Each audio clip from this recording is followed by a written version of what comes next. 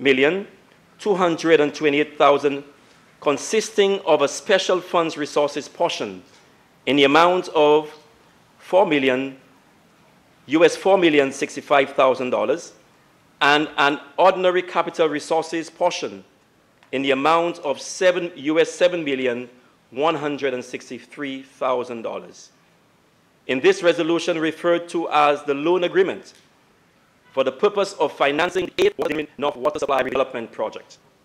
And whereas the Minister of Finance considered it necessary to amend the loan agreement $2,163,000 and an Agence Foncière de Développement credit facility portion in the amount of $5 million.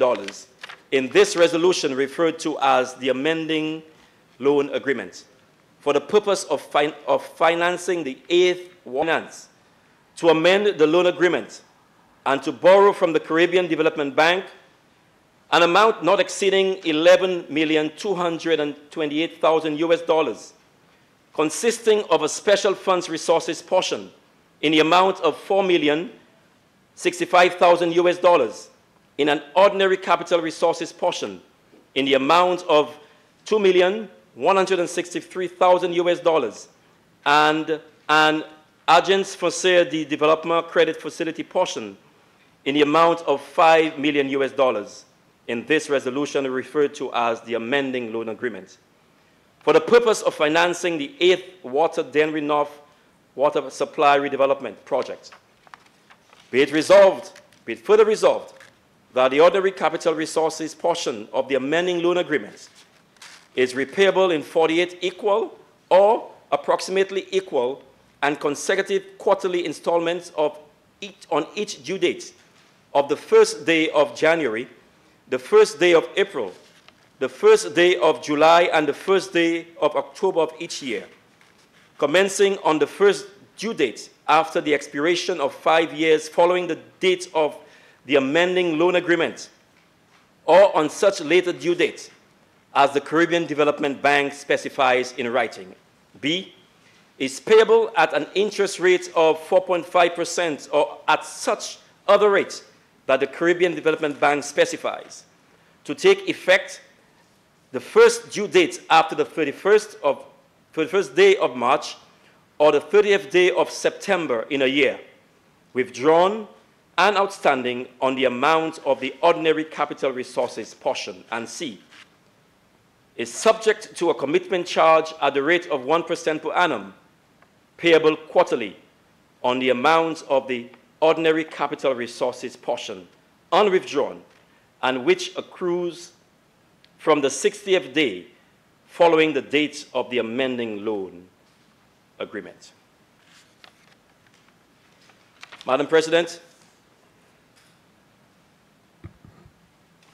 we believe that this loan that we are seeking, or the loan agreement that the loan that we are seeking, or the amendment to the loan, I should say, for the Dennery North Redevelopment Water Supply Project is a good one. It was not too long ago that this government undertook the first phase of that project. And we believe that in order for the people of Dennery North to have quality potable water, the second phase is necessary. And hence our reason here this morning to pass this motion to allow the government to make the amendment to the loan agreement so that we can complete the second phase of this vital project. Madam President, I'm hoping and praying that the Senate gives its full approval for this motion. Thank you.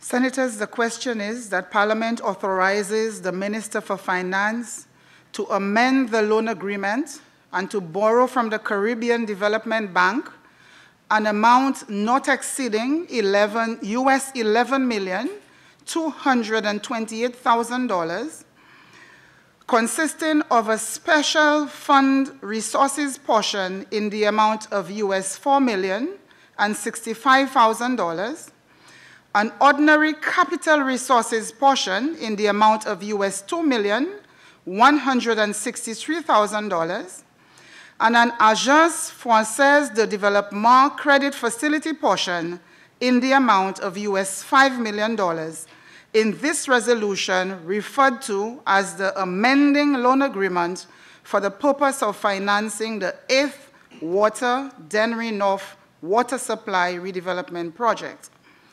Be it further resolved that the ordinary capital resources portion of the amending loan agreement A is repayable in 48 equal or approximately equal and consecutive quarterly installments on each due date of the first day of January, the first day of April, and the first day of July, and the first day of October of each year, commencing on the first due date after the expiration of 5 years following the date of the amending loan agreement, or on such later due date as the Caribbean Development Bank specifies in writing.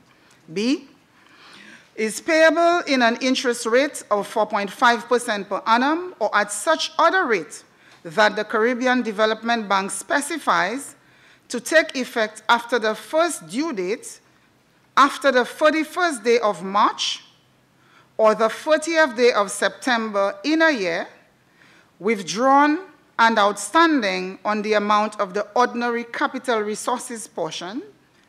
And C, is subject to a commitment charge at a rate of 1% per annum, payable quarterly on the amount of the ordinary capital resources portion withdrawn, and which accrues from the 60th day following the date of the amending loan agreement.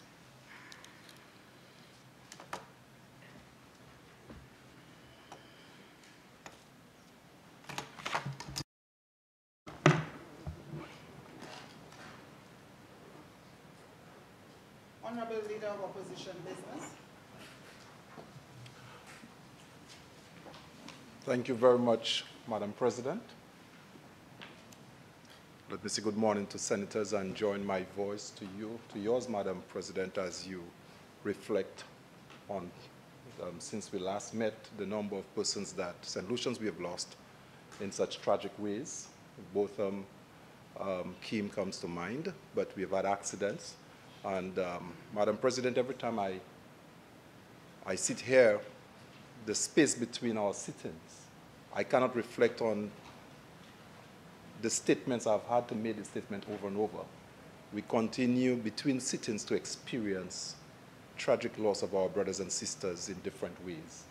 And if it's not one, it's the other, but this seems to be a constant. And we have to live with it, that maybe the next time we meet, thank God it's not one of us or close to our families, we are still here, but we need to be reminded that life is so vulnerable and we continue to lose our people. But also, in your wisdom, you've also highlighted there's reason for us to also thank God, because we do have St. Lucians who are doing well in the athletics arena and in other aspects of our lives that it gives us reason to be hopeful and to continue living. I need to add my voice to this motion, Madam President, for two reasons, two primary reasons. One, first reason, it is an initiative that started with the last administration, this water project in Dennery. But more importantly, Madam President, it is a water project. Water is life.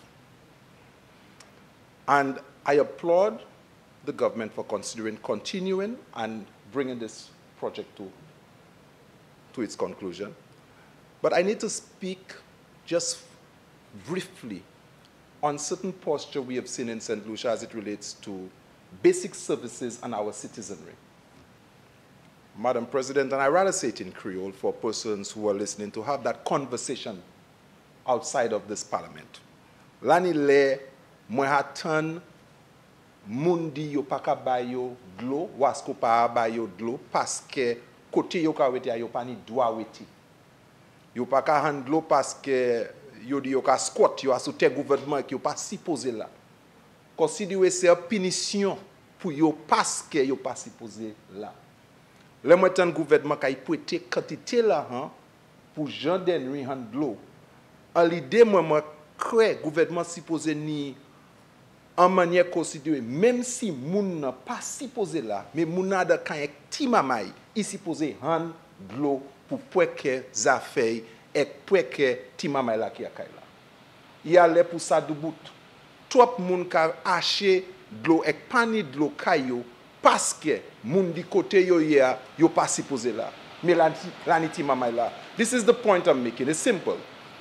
I applaud this effort, but it is one thing for us to take loans and bring water into a community. It's another thing for persons to experience a water connection in their household.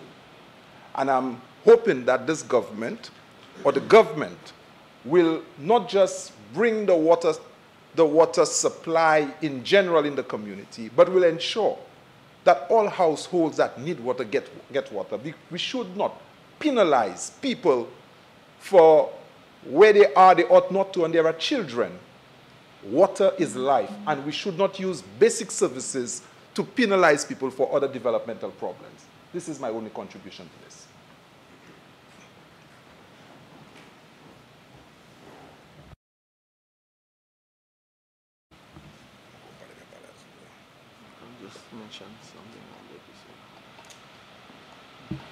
Senator Gideon. Good morning, Senators. Good morning. It's great, it's wonderful, and we need to give God thanks for a life that He has given us to be here this morning. There are persons who wish that they were still on the land of the living, but unfortunately, due to circumstances, they are not. Also, I want to add my voice in congratulating the young female athlete of St. Lucia, who, in her endeavors, succeeded with a silver medal at the Youth Olympics. This water project, Madam President, for me, being so close to Dennery North,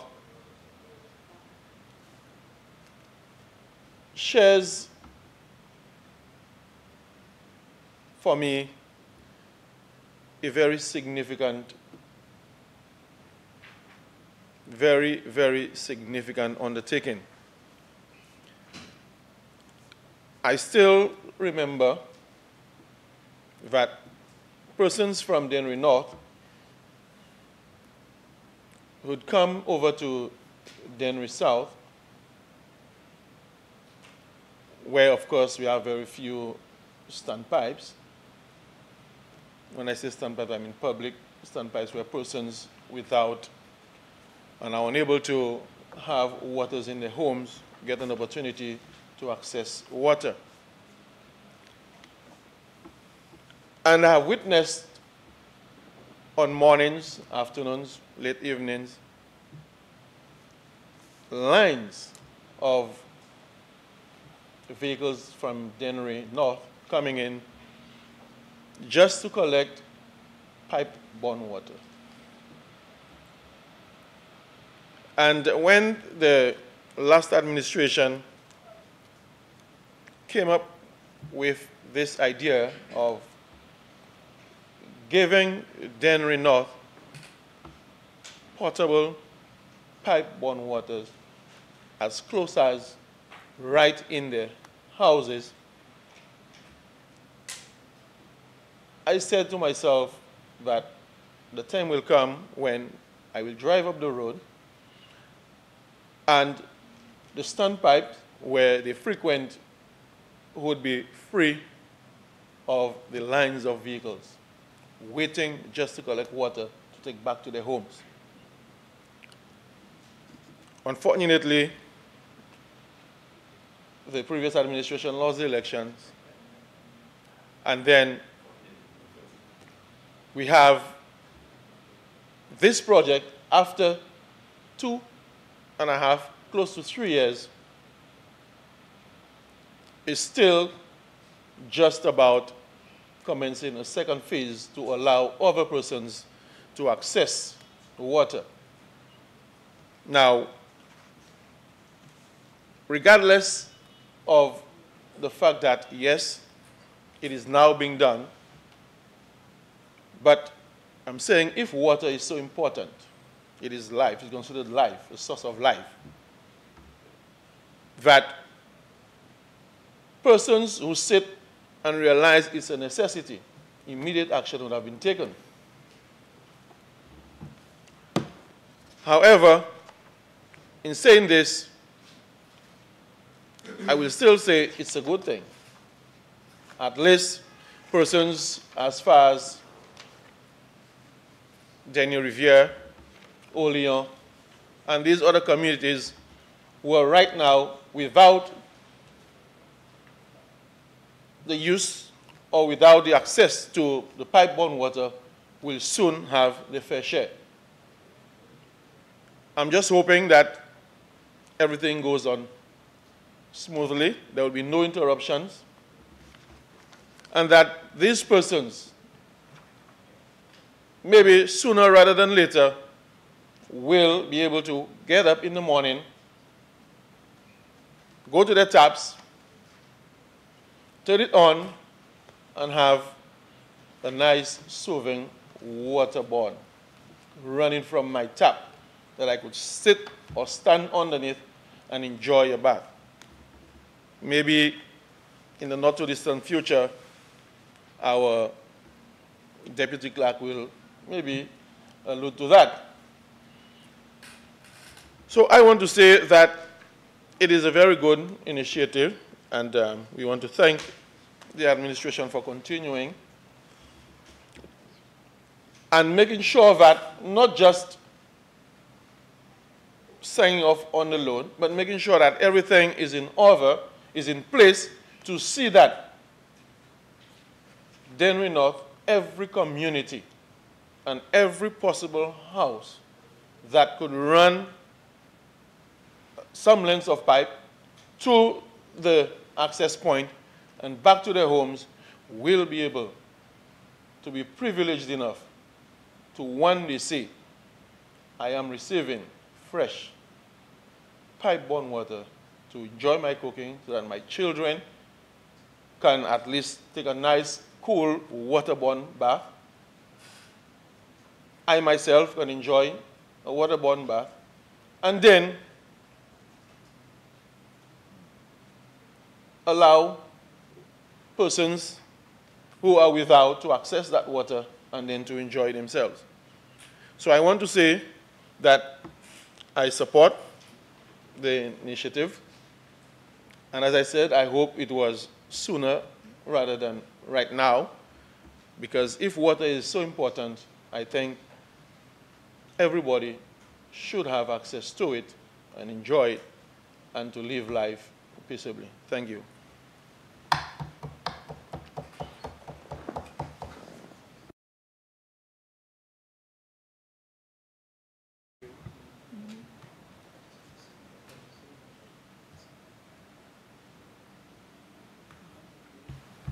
Honorable Minister for Health and Wellness.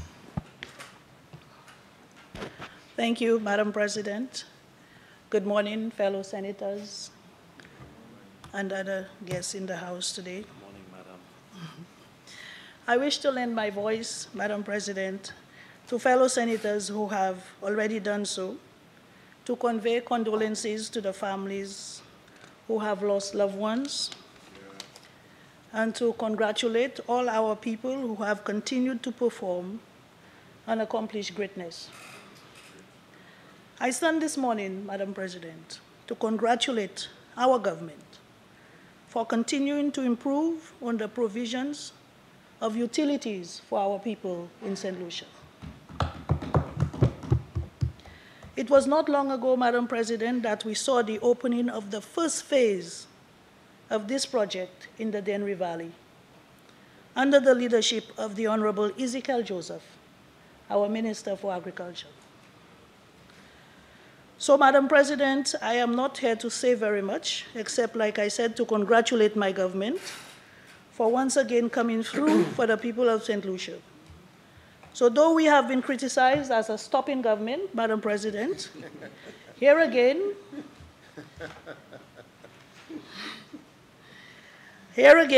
we are delivering on another project, a project that we initiated. The former administration could not complete, and we are back to complete this project, Madam President. Madam President, water is life. The people in the valley have suffered for a very long time as a result of lack of good quality water on a continuous basis. I personally have experienced that in the valley, and I know how happy the people are with this project. From the first phase when it was opened, and of course we promised them that we were going to continue and complete this project so that they can get consistent supply of good quality water every day. So I pray to God that He continues to give my government the wherewithal to do what is best in the interests of the people of St. Lucia. I thank you, Madam President.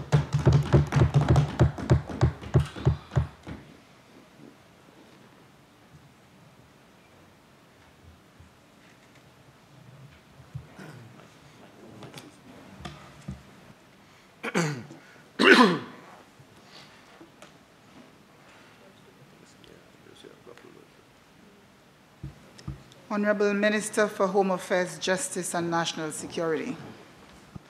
Thank you very much, Madam President. Fellow senators, good morning. Madam President, I would like to join and echo the sentiments that you have expressed on the tragic passing of our people. A special mention of Bofam Jah, whose parents are personal friends of mine, and lately Kimberly DeLeon. We have also lost other persons, and so I would like to commensurate with the families of all persons that we have lost through violence. We need to be able to educate our people, to be able to deal with conflict in a much better situation than we are doing right now. I think it's incumbent on this government to start to put in programs in place, starting from our schools, that we can teach persons conflict resolution and how to better manage disputes. Earlier you mentioned the passing of the Honorable Gregor Mason, and it struck me that we have lost two giants when it comes to politicians, in the person of Asen James and Gregor Mason. Earlier this year, we came to this house and we spoke in glowing terms about Honorable Asen James. And I'd like to say the very same for Honorable Gregor Mason. I knew this gentleman and I followed his career for a little while. He was very articulate on the platform, both the English language and the Creole, as my fellow senator here is quite adept to speaking the Creole. But the good thing about those two individuals, it was the love for the people. I never really heard any of those two individuals chastise or castigate anybody. They accepted the responsibilities with humility. They accepted the criticisms that were leveled at them, and never came back with any sort of negativity. And I think, and I said it before, that I think politicians must take a cue from those two individuals. And it's funny that one was UWP and one was Labour, but they both had those characteristics that we, as good solutions, should try to emulate. And so I thought I needed to get up to say that, that when I said what I said earlier with Honorable Arsene James, that I meant it. And today I have the opportunity to repeat the words that I spoke at the ceremony that we had for Mr. Arsene James. I also want to talk about the water program, that this government has shown its commitment to giving St. Lucians the very best. We are not only going to give the people from Dennery North water, but in the project, in the pipeline, there is water down for Vieux-Fort. There are areas in Vieux-Fort that has water, the town, but there are other areas in Vieux-Fort that has never seen pipe-borne water. And we are looking actively in dealing with the water for Vieux-Fort. I think my fellow Senator, Mr. Mangal, may have a few more things to talk about that. But this is a government that is caring, and we keep our promises. When we make promises, we keep our promises. And like the Honorable Mary Isaac said, they accused us of stopping government. When we do certain things, they're happy about it. But when we continue other projects, there's criticism, even court injunctions. But we will proceed with our agenda to make St. Lucia a much better place for our people. Right. Thank you, Madam President.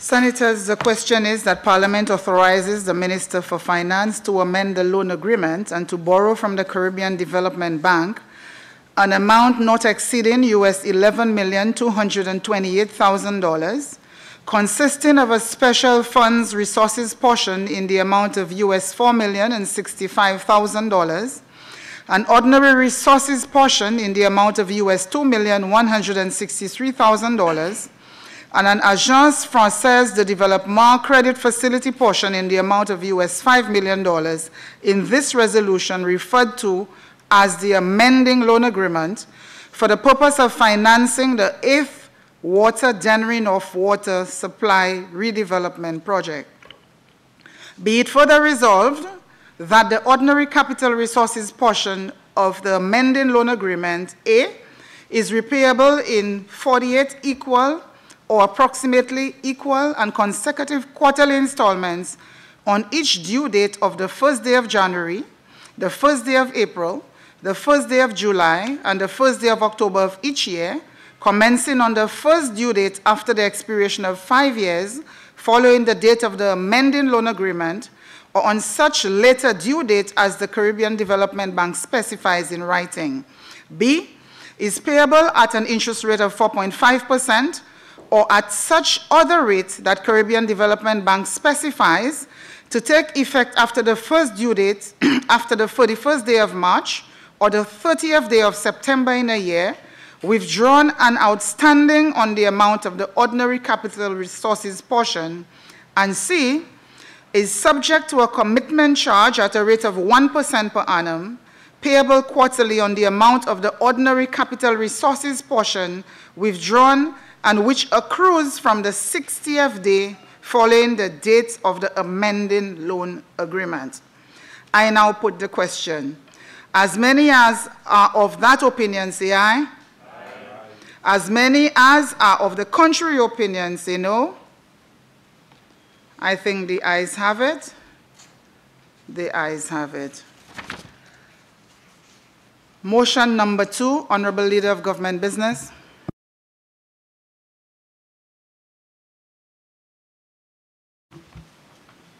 Madam President, I beg to move the following motion standing in my name.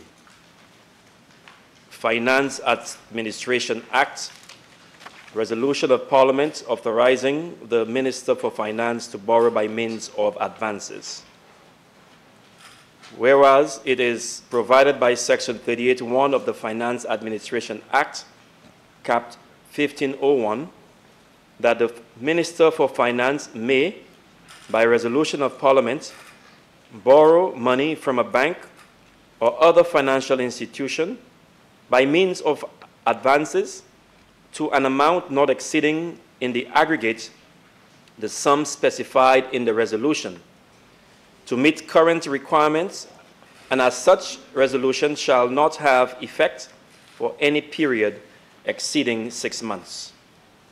And whereas it is further provided by Section 38(2) of the Finance Administration Act, Cap 1501, that the following conferred on the Minister for Finance to borrow money by means of advances from a bank may be exercised by means of a fluctuating overdraft. And whereas it is further provided by Section 24(1) of the Finance Administration Act, Cap 1501, that all debt charges for which the government is liable shall be charged on and paid out of the consolidated fund. And whereas the Minister for Finance deems it necessary to borrow by means of advances from commercial banks sums not exceeding $55 million as follows. A, Royal Bank of Trinidad and Tobago, 2.2 million EC dollars. B, Royal Bank of Canada, 2.8 million EC dollars. C, First Caribbean International Bank, 4 million EC dollars. Bank of Nova Scotia, EC $6 million. First National Bank of St. Lucia Limited, EC $2.5 million. F, Bank of St. Lucia, EC $37.5 million. Be it resolved that Parliament authorizes the Minister for Finance to borrow by means of advances sums not exceeding $55 million from commercial banks for a period of 6 months from the date thereof, which sums shall be charged on and paid out of the consolidated fund. Madam President, it wasn't too long ago, I think it was about 8 months, thereabout, we came to this House for this same authorization. An authorization that gives the government access to short-term credit. We call it advances. This, Madam President, resolution, actually it was resolution number 16 of 2018. It actually lapsed on August 19th of this year. The good news about it, Madam President, is that while we got the Parliament authorized, or we got the approval from Parliament to go ahead with the advances, we got the authorization. The good thing about it, Madam President, we did not draw down not 1 cent from this overdraft, not 1 cent. So this advance, Madam President, is just a backup. It's a backup. Because the government, time and time again, most times would have cash flow issues. All governments face that. So we have this as just a backup plan. In the event that there is not sufficient money at the time to cover salaries and other recurrent expenditures, the government can go to the bank and say, look, we have the authorization given by Parliament to draw down on the various accounts. And I said earlier, we did not draw down on the previous advanced levels of $55 million. So this time we are coming, seeking the same $55 million that we sought for the last time. And we believe, based on projections, cash flow projections, government expenses, short-term expenses, we believe that the $55 million is sufficient for the next 6 months. Madam President, the overdraft facility is expected to generate an average interest cost for the financial year of approximately 500,000 EC dollars, which represents a cost of less than 1% on the facility. Overdraft borrowing by government attracts interest ranging from 10% to 15%, 11.5% rather, per annum at various commercial banks. However, with the advent of regional government security markets, government has been able to borrow short-term funds by issuing treasury bills. Government of St. Lucia, treasury bills has been able to attract interest rates as low as 2.99% on the RGSM. So, Madam President, again, I am seeking Parliament's approval to allow government, to give government, authorize government and the Minister for Finance to borrow by means of advances $55 million from various commercial banks. Thank you.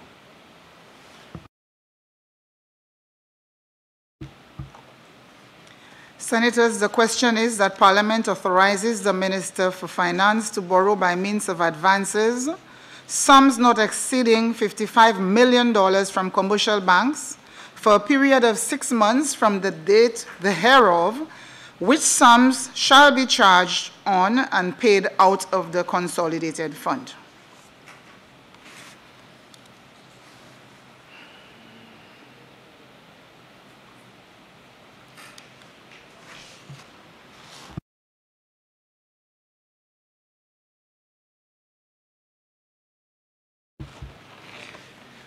I now put the question.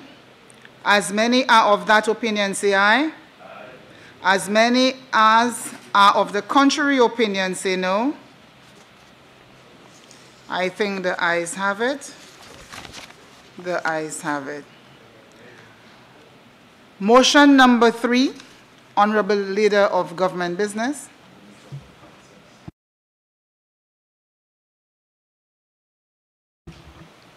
Thank you, Madam President. I beg to move the following motion standing in my name.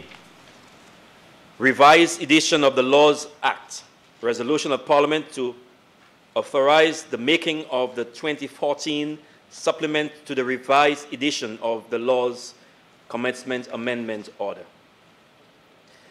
Whereas Section 10.3 of the revised edition of the Laws Act, Cap 1.07, the Act, provides that the Attorney General may, by order published in the Gazette, declare that a revised edition of the Laws of St. Lucia, specified in the order, shall come into force on such dates as may be appointed by the order. And whereas Section 10.4 of the Act provides that an order in respect of a complete revised edition of the laws shall not be made until after the passing of a resolution of Parliament authorizing the making of such an order. And whereas Parliament passed a resolution enacted as statutory instrument number 52 of 2018 and the 2014 supplement to the revised edition of the Laws Commencement Order was passed as statutory instrument number 56 of 2018. And whereas Section 12(1)(b) of the Act provides that copies of the revised edition of the laws, whether in the form of booklets, bound books, loose leaf books, pages, CD-ROM, or other forms of electronic storage, or other forms or otherwise shall be offered for sale to the public at such price as the Attorney General may direct in an order made under Section 10.3 of the Act.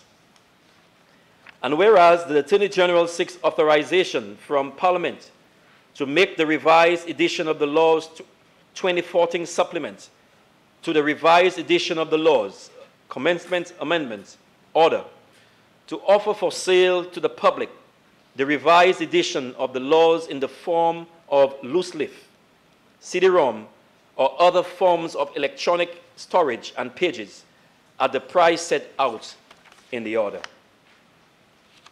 Be it resolved that Parliament authorizes the Attorney General to make the revised edition of the Laws 2014 supplement to the revised edition of the Laws Commencement Amendment Order to offer for sale to the public the revised edition of the laws in the form of loose leaf, CD-ROM, or other forms of electronic storage and pages at the price set out in that order.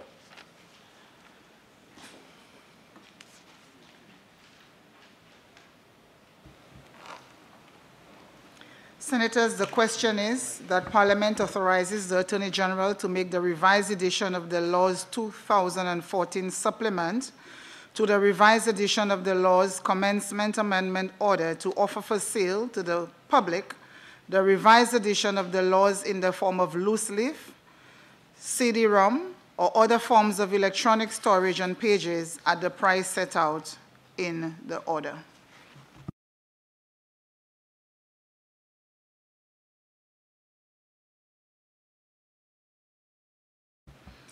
I now put the question. As many as are of that opinion, say aye. Aye. As many as are of the contrary opinion, say no. I think the ayes have it. The ayes have it.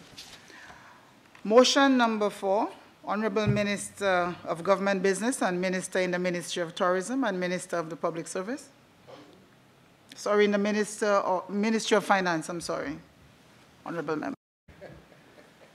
Madam President, I'm very happy you made clear that I'm not the Minister for Tourism. Sorry.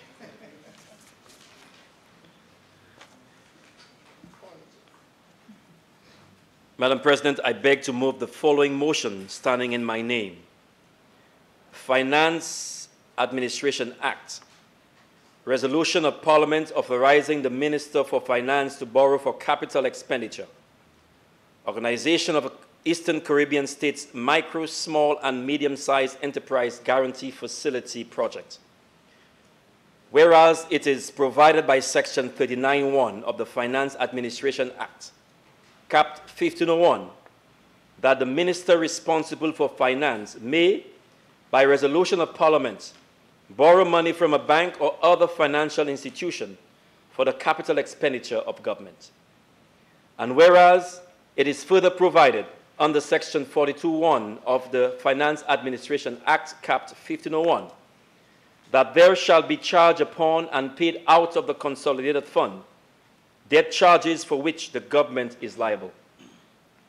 And whereas the Minister responsible for finance considers it necessary to borrow $2 million by way of a loan from the International Development Association to finance the Organization of Eastern Caribbean States Micro, Small, and Medium-Sized Enterprise Guarantee Facility Project.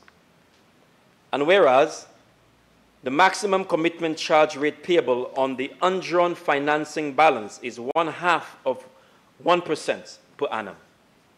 And whereas a service charge is payable on the withdrawn credit balance that is equal to the greater of A, the sum of 0.75% per annum plus the basis adjustment, and B, 0.75% per annum.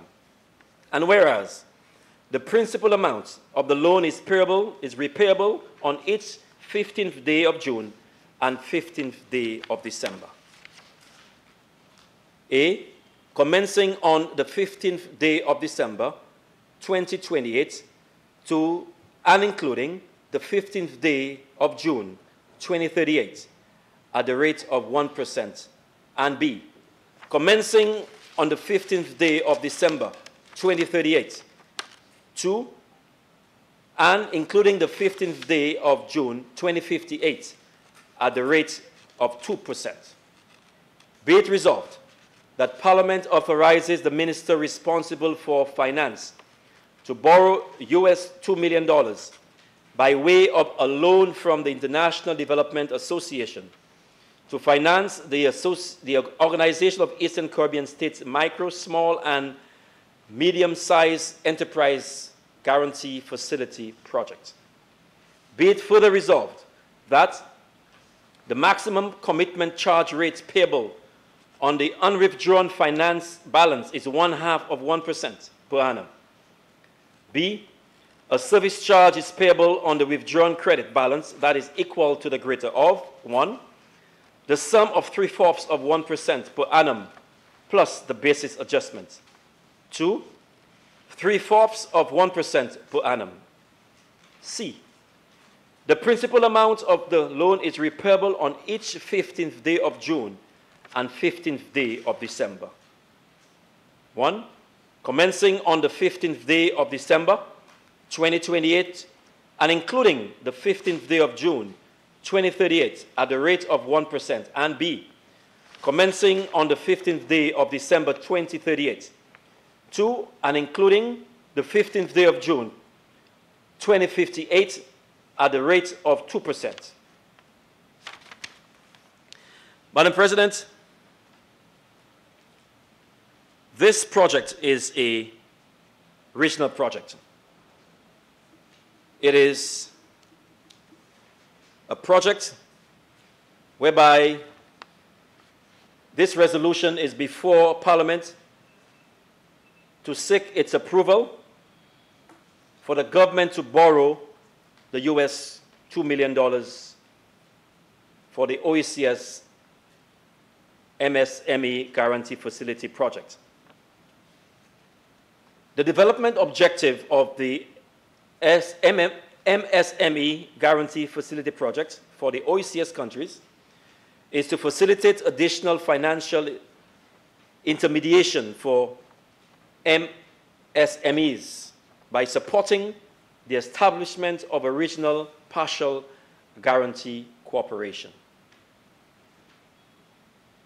The project will set up and capitalize a regional partial guarantee corporation in the Eastern Caribbean, in ECCU, Eastern Caribbean Currency Union, which includes Antigua and Bermuda, Commonwealth of Dominica, Grenada, St. Lucia, and St. Vincent and the Grenadines, which will underwrite credit guarantees to eligible institutions in the ECCU.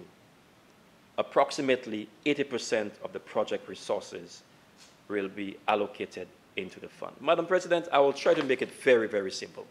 Very simple. We have medium and small businesses in our region. And many times these enterprises would want to access credit at our commercial banks. And sometimes these individuals do not have the start-up capital. They have a vision, they have a good business plan, a very viable business plan, but the banks require, most of the time, a guarantee. And these individuals will just have to leave the bank empty-handed, with the dreams just dying, their goals and aspirations just coming to an end. All because they don't have the guarantee to provide to the banks or the financial institutions to undertake their business ventures. So the Eastern Caribbean Central Union, or the ECCU, through the ECCB, finds it necessary to provide such a facility, a guarantee project, a facility for such individuals. So they can still access loans to the banks through the commercial institutions, but this facility will provide the backing. So instead of having your aunt or your uncle or your brother or your sister to back up the loan for you, you will apply to that facility, and that facility will provide up to 75% of the guarantee that you need. I believe, Madam President, that this is a brilliant idea, because we believe, especially this government believes, that micro, medium, and small businesses, they are the engine of growth, the engine of development in our economies, in any economy. And we believe, Madam President, that individuals should have access to credit.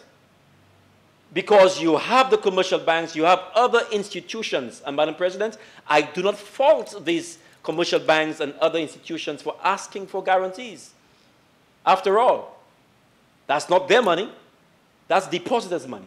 So they have to ensure, Madam President, and you know that very well, given your background in banking, that such guarantees are required.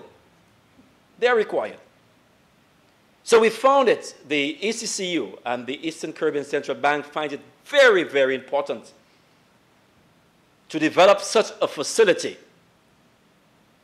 And we came on that bandwagon, Madam President, because we believe that the local people, the people of St. Lucia, the individuals who have, as I said earlier, business aspirations, but lack the backup capital, can use this as a means of allowing and making the business dreams come true. Madam President, I'm hoping and I'm praying that the Senate gives their approval for this important motion. Thank you.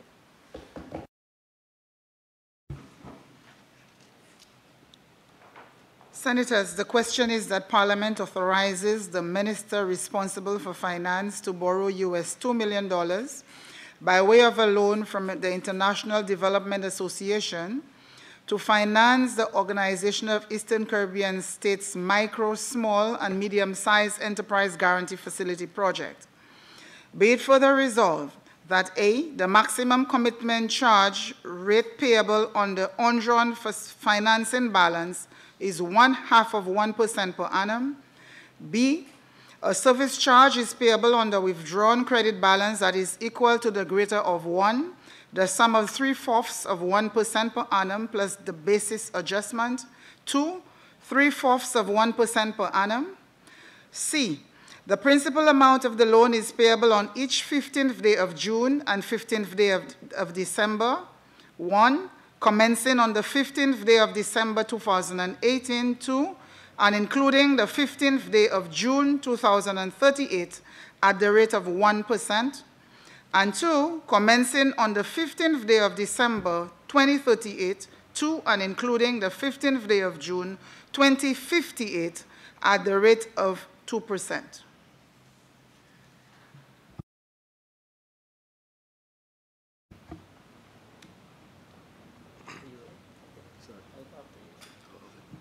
Senator Mangan. Thank you very much, Madam President. Madam President, I stand as well to, just like my colleagues before, to express my sympathies to the families of those who have passed between the time that we last met and this time. Though I know that there are many, I would like to as well make special mention of Bofam Jean and to express my sympathies to his family on their tragic loss. Also to the family of Kimberly DeLeo, a young lady that I know very well, and also our ex-parliamentarian, Mr. Gregor Mason. Madam President, I would not let this opportunity pass if I did not speak on this particular motion, being a business person myself and having known exactly how I started my business. I have to simply say bravo and hallelujah for today, because it is a day that I've been longing to see happen in this country. And I must congratulate the Minister for Finance and this government for jumping on this initiative to provide this microfinance project for our young entrepreneurs and micro-development businesses in this country. Madam President, every business starts with a dream. Every idea, sometimes we do try our best to get into reality. And sadly, some of them never see the light of day simply because there is no finance or there's no such a facility to guarantee this project. A lot of the things over the years that used to be science fiction, we have seen has become a reality in our modern day of living. And a lot of those ideas have come from young persons, very young entrepreneurs who simply went in with a dream and having no finance. A lot of them might be from the developed world, and of course they would have had better opportunities of obtaining finance than us who are in the developing world. Mind you, the only area we could compete with the developed world is with our human resource. I believe we have the equal ability in our human resource to be able to compete with those even in the developed world. However, we are strangled by the need for finance. And sadly to say that so many times our young people who come up with those brilliant ideas, but because of the lack of a guarantee or the lack of a deposit to be provided to the banks, have to simply see those ideas being shorn away and being swept under the carpet, Madam Speaker. Maybe one of those ideas could have very well be an idea that could put us even further on the global map. One of those ideas that we may see as science fiction from one of those young proposed entrepreneurs from St. Lucia, had it been for such a facility before, would have come to become a reality and we could have seen such success. I could tell you, Madam President, that I have seen many young people come to me, some of whom that I try to assist. Of course, I am not able to assist every single one. There are those that I personally provide guarantees for, and I have seen the development and their success in this country. And I think that this motion and this guaranteeing of this amount of US $2 million will go a long way. And I'm certain that a lot of our young people will now say, finally, at least I can dream, at least I can come up with this idea, and I know for a fact that at least I can come to someone or to this government and for some form of assistance in order for us to see this idea coming forward. So again, I say to the Minister for Finance and to the Prime Minister and to this government that it is the dawn of a new day, it is the dawn of an era that I've really wanted to see happen in this country, that such guarantees could be provided to our young people and to our proposed entrepreneurs. And I fully support this motion. I thank you.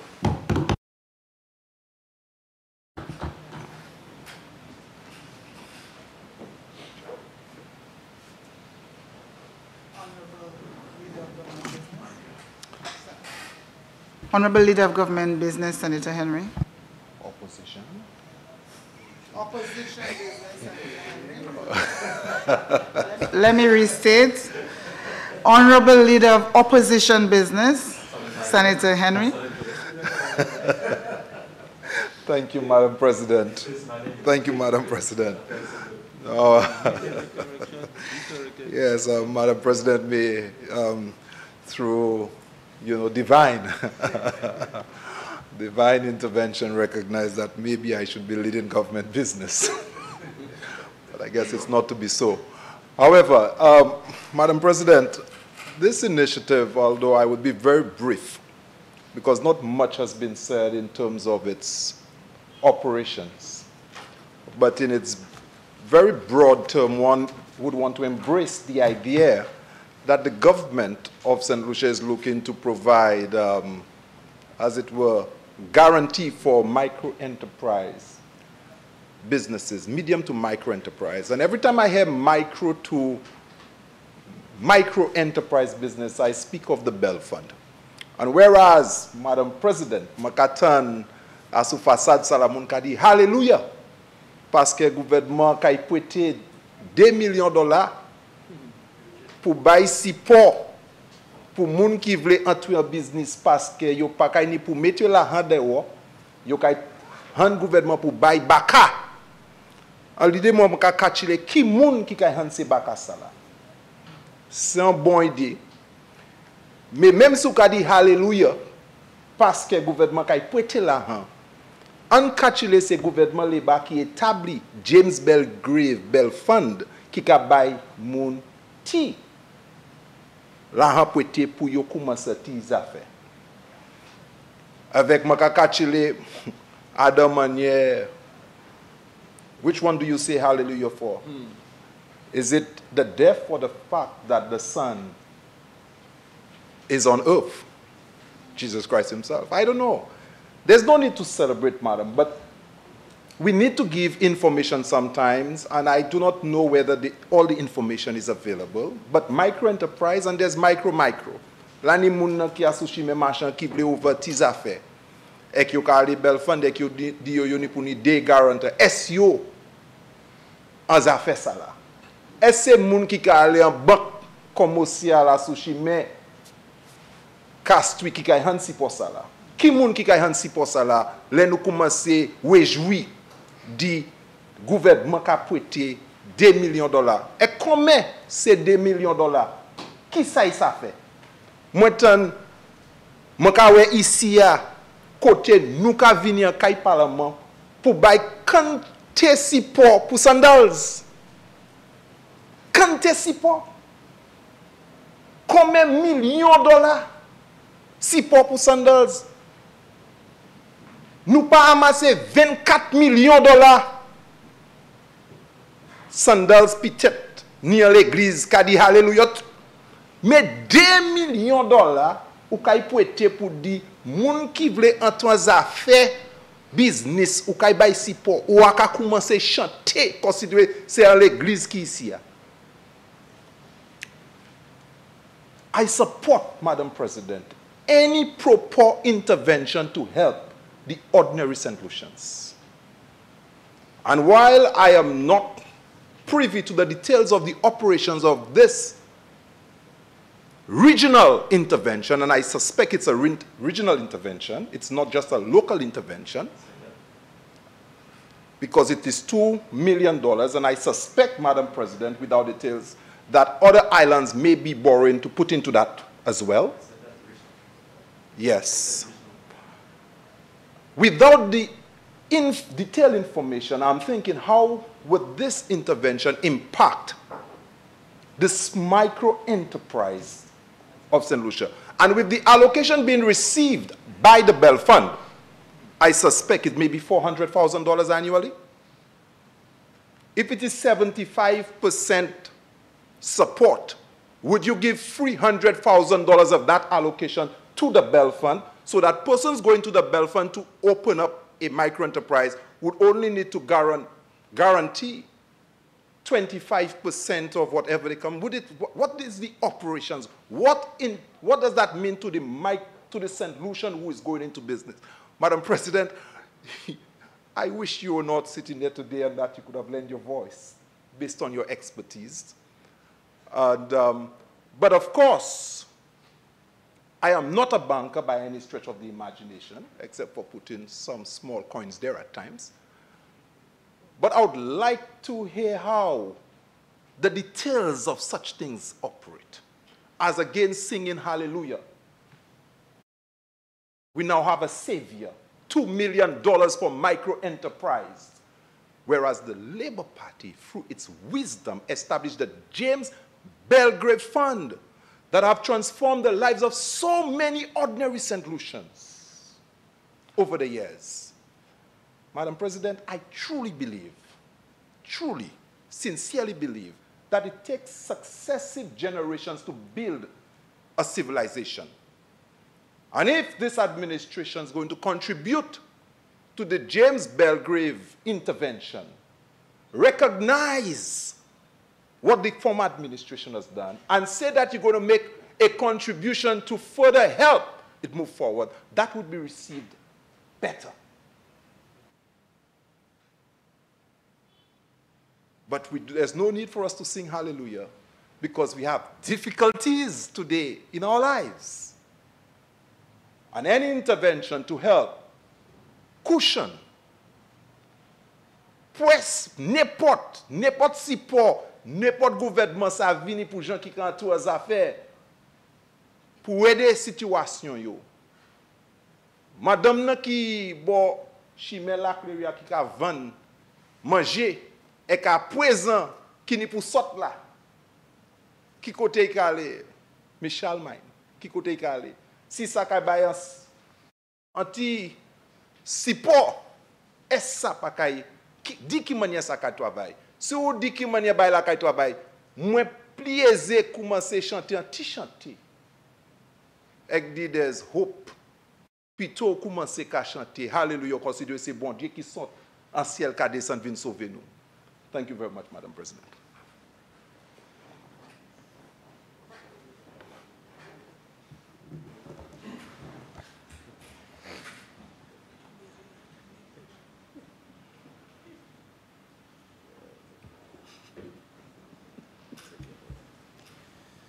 Honorable Minister in the Ministry of Tourism, Information, Broadcasting, Culture and Creative Industries with responsibility for culture and the creative industries.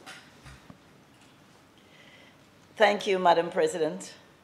You know, Madam President, as Minister for Culture and Creative Industries, I am indeed heartened by this resolution.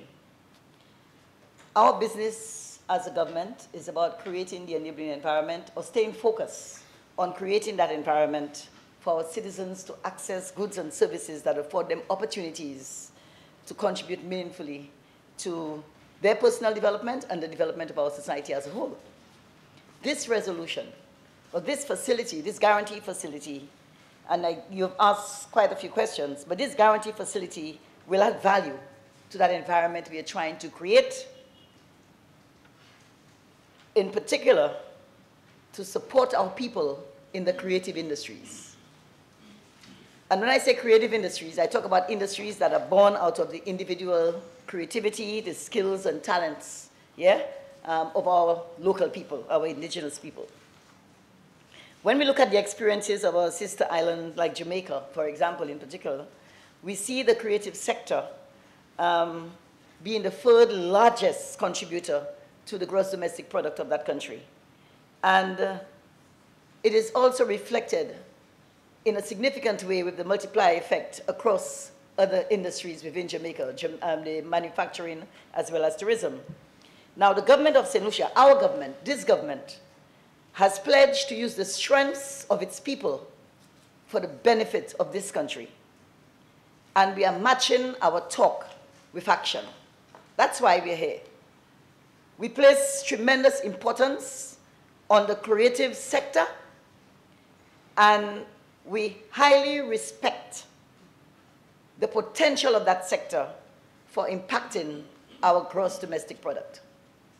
So when we speak of creative people and the people in the small industries, the creative people, I know we have a guru in creativity on the other side here, but when we speak of our creative people, we talk about our musicians, our filmmakers, our fashion designers, our artists, our architects, our publishers. You want to know more? Our writers, our advertisers, our animators, our crafters. Over the years, these people, the people in that sector, it has not been easy for them. They have not been able to access financing for the projects. And I recall the story of Boo gave us some time ago. Boo Hinkson, our great Boo Hinkson, when he went into a bank and he said to the bank manager, all I have is my music. And the guy told him if he was crazy looking for a loan with just his music. You know? And so we've heard many stories like this. And what this facility is going to do is to erase that. No more will our creative people with good business plans will be able to go into small areas, small banks, banks also like your Bell Fund, areas of funding like your Bell Fund, and solicit funding and would not get it with a solid business proposal. This resolution will allow for the intermediaries of the banks to be trained as well, the staff of these banks to be trained to facilitate and to understand the specificities of the various persons in the creative sector, and of course, in terms of trying to facilitate them with their loans. In St. Lucia, of course, in the last 2 years, we've seen tremendous growth and expansion in our own creative industry. Our nation's events schedule is heavy. We also have a number of programs and projects. We're now looking to engage in the ICC World Cup. We're doing a lot of major events.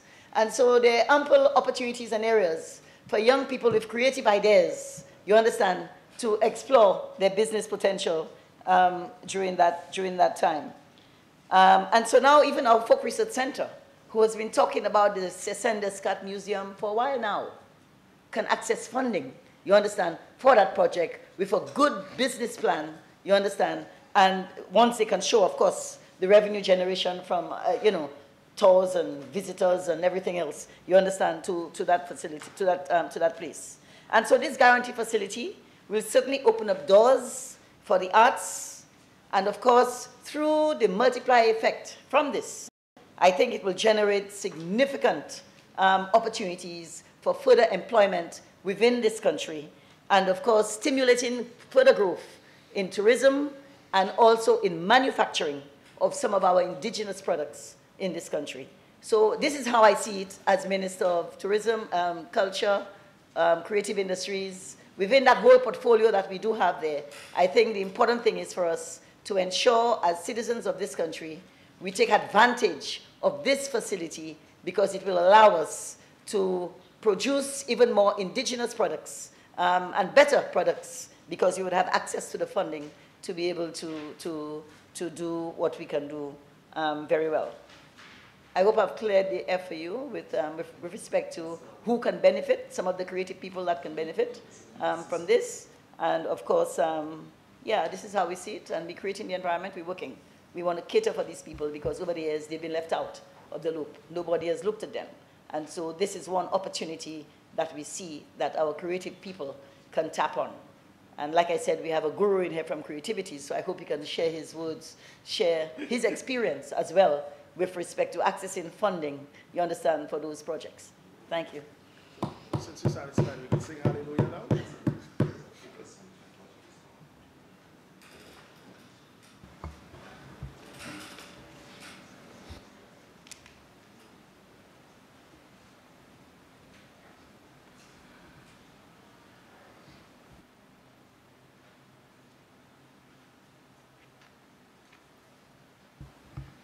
Senator Auger. Thank you, Madam President. Not at the insistence of Senator Belrose, but I had been considering making a comment which I think I would now offer. Let me precede that, Madam President, with a few words in support of statements made earlier regarding tragic loss of life since our last sitting, and congratulations to those young St. Lucians on the field of sport who continue to make us proud. And it is I think it's instructive that we note those two things, the passing of some and the accomplishment of others in this wonderful circle of life, which we are so fortunate to be a part of. A few quick comments, Madam President. This is only a guarantee facility. I think that needs to be made clear.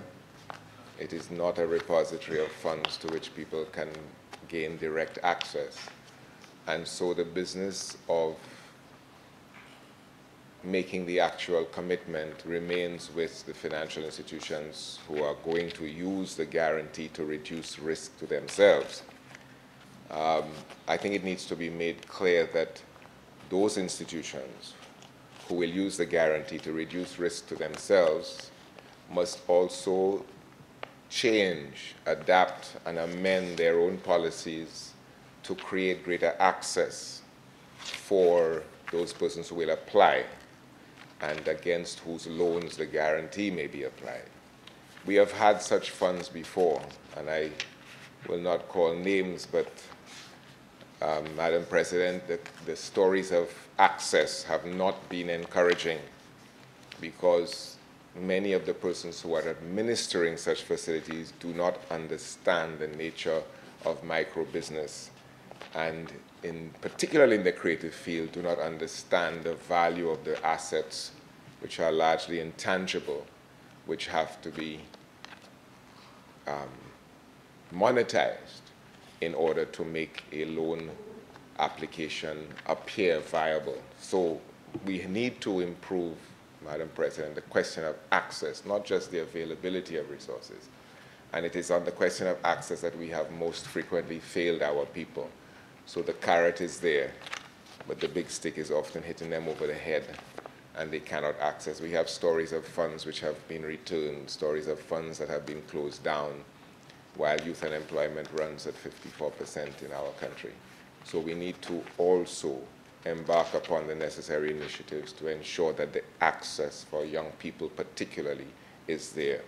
Young people who do not necessarily have all of the means at their disposal. So programs of mentoring, of hand-holding, apprenticeship need to be combined with facilities like this so that the question of access, drawdown, utilization can be improved. Madam Chair, we're doing a lot of borrowing today.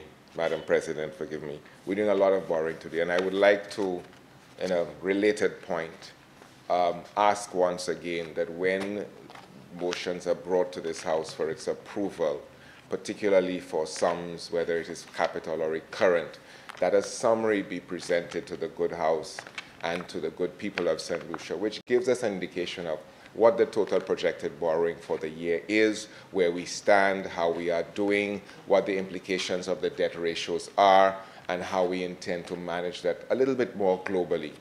Yes, the details of the individual borrowings are adequately provided, although I have a query which I'll raise in my next point.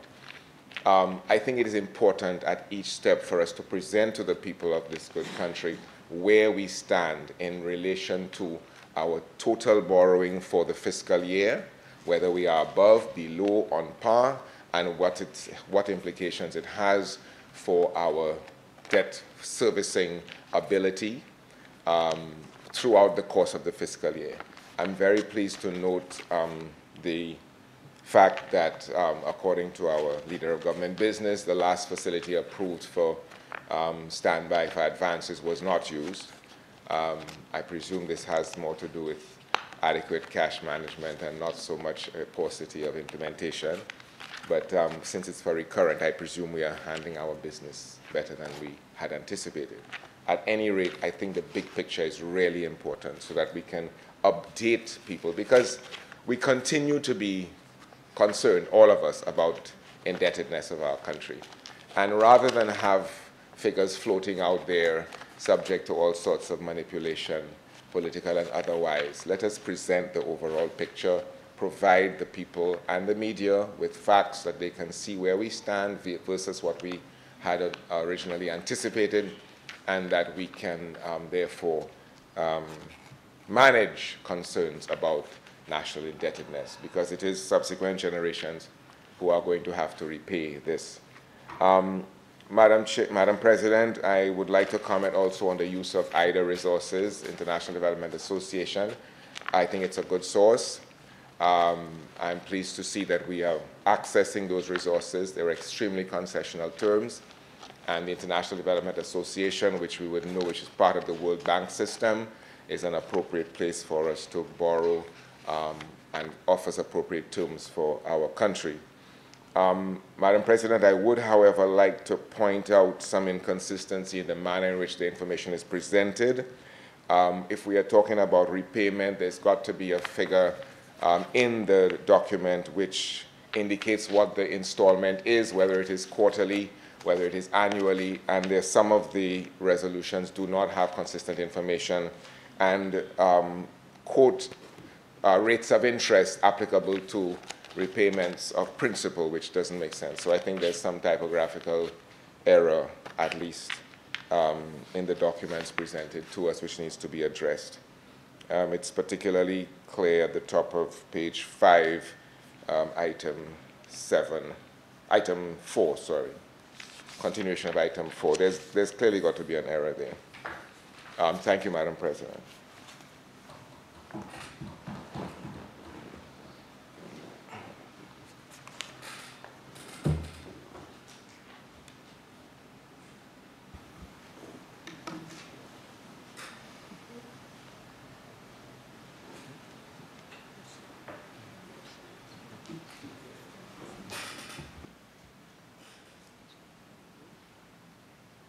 Honorable Leader of Government Business and Minister in the Ministry of Finance and Minister of the Public Service. Thank you, Madam President, and thanks to the senators who have made contributions to this motion. I just want to give some make some brief remarks based on their contributions, Madam President. I will first start off with the comments that Senator Oje made concerning the lack of details concerning the payments, in terms of payments. Actually, the resolution speaks of it. It speaks of the 3/4 of 1% per annum plus the basis adjustments. It speaks of 3/4 of 1% per annum. It speaks of the timing of the payments. So I am not too sure exactly what he was making reference to, because I believe it's there. But just for more information with regard in terms of the payments, it's a loan that is repayable in 40 years, inclusive of the grace period of 10 years. The maximum commitment charge rate payable on the unwithdrawn financing balance shall be 1/2 of 1% per annum, as I said earlier. The service charge payable on the withdrawn credit balance shall be 0.75% per annum, calculated on the disbursed outstanding balance of the IDA credit. The repayment of the loan shall be semi-annually. The loan is not expected to increase St. Lucia's debt burden, given its highly concessionary terms, very highly concessionary terms. Now, Madam President, I move my attention to the opposition senator, the leader, and almost chastising my Senator Mangal for rejoicing. I said almost. Almost chastising my fellow senator for expressing, I should say, have an expression of rejoicing. That's what hallelujah is. It's an expression of rejoicing, because he's happy that such a motion is brought to Parliament. And he speaks from a very informed position, because he is, Madam President, a businessman, and he made mention of how he started. And a very successful businessman, I should say. So, coming from him,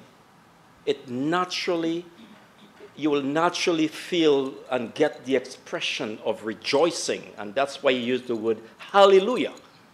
Hallelujah. That's the highest form of expression of rejoicing, be it in the worship experience or in the Senate experience. So in the Senate, we say hallelujah. So, Madam President, I believe that it is well placed, given the nature of this motion. I must make it clear, Madam President, also that this is not the conclusion of this motion, because there are some legislative requirements for this to be implemented, because the project requires a new regional legislation and a new institution for all participating countries, as there is no existing institution that is legally authorized to sell guarantees across the currency union. So this is just one phase. You need a legislation. I want to make this clear, Madam President.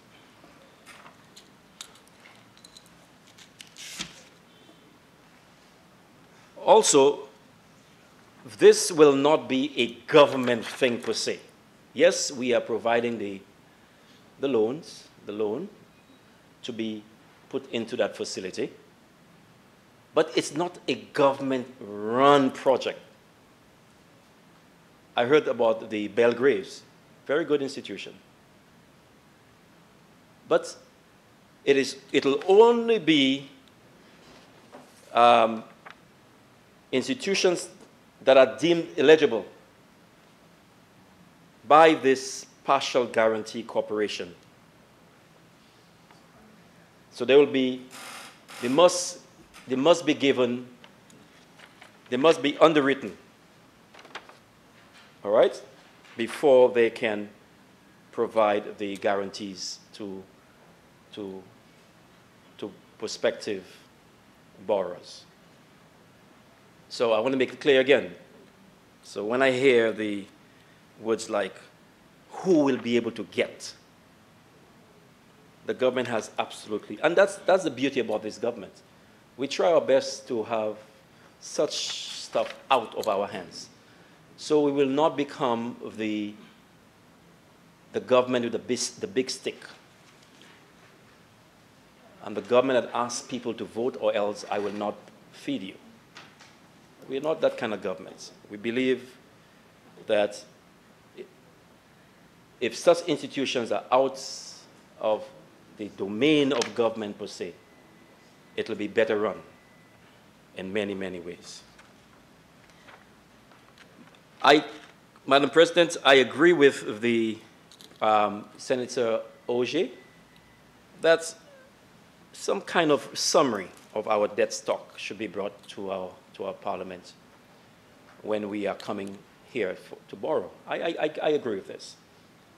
Totally agree with this. And I will try my best to see how I would be able to come to this house the next time we come to borrow. Try my best. Okay, I think it's important. Very, very, very important. Now, I was very surprised, Madam President, that we brought in sandals in this mix again. Leave the employees of sandals alone. Leave the employees of sandals alone. We have farmers. We have cooks. We have taxi drivers. We have maids. We have lawyers. When you attack sandals, you attack the employees. Don't forget that. Because I will repeat it again, the government never bailed out sandals. The government never bailed out sandals. How many times will I say it in this house? We have never bailed out sandals. Never. It is the previous administration that bailed out a hotel in the very same amount that they're accusing that we bail out sandals for. Monies were collected on behalf of the people of St. Lucia for the government. But the government pardoned that institution, that hotel. But we don't make a big deal out of that because such hotels go through things. They go through the trying times. And they stretch their hands to government for help, for assistance. So to take this dead horse called sandals, I mean, why would you talk about the issue surrounding sandals? Okay? The issue surrounding the sandals, I have made this a dead horse already. Okay? The issue is it's dead. Don't try to raise it. And I always say to you that we have to be careful to this House, Madam President, to the Senate.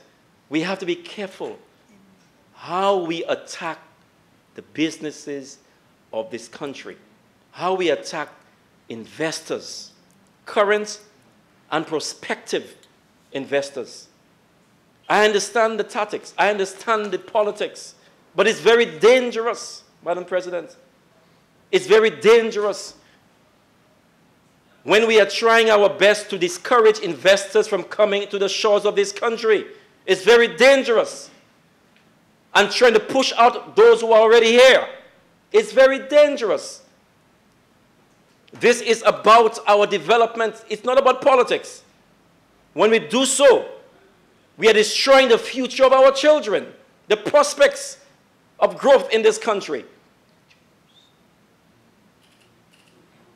We have to be very careful. And I was hoping that politics was not brought to these chambers today. I was hoping not. The issue of sandals is dead. I've explained it many times. Please don't bring it up again. We are happy that there are thousands of people working for sandals here in St. Lucia, feeding their families, and many other hotels. So be careful.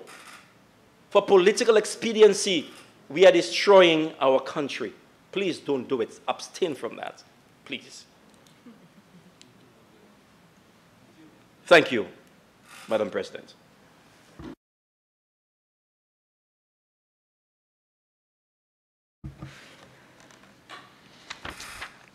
Senators, the question is that Parliament authorizes the Minister responsible for Finance to borrow US $2 million by way of a loan from the International Development Association to finance the Organization of Eastern Caribbean States Micro, Small, and Medium-Sized Enterprise Guarantee Facility project. Be it further resolved that A, the maximum commitment charge rate payable on the undrawn financing balance is 0.5% per annum.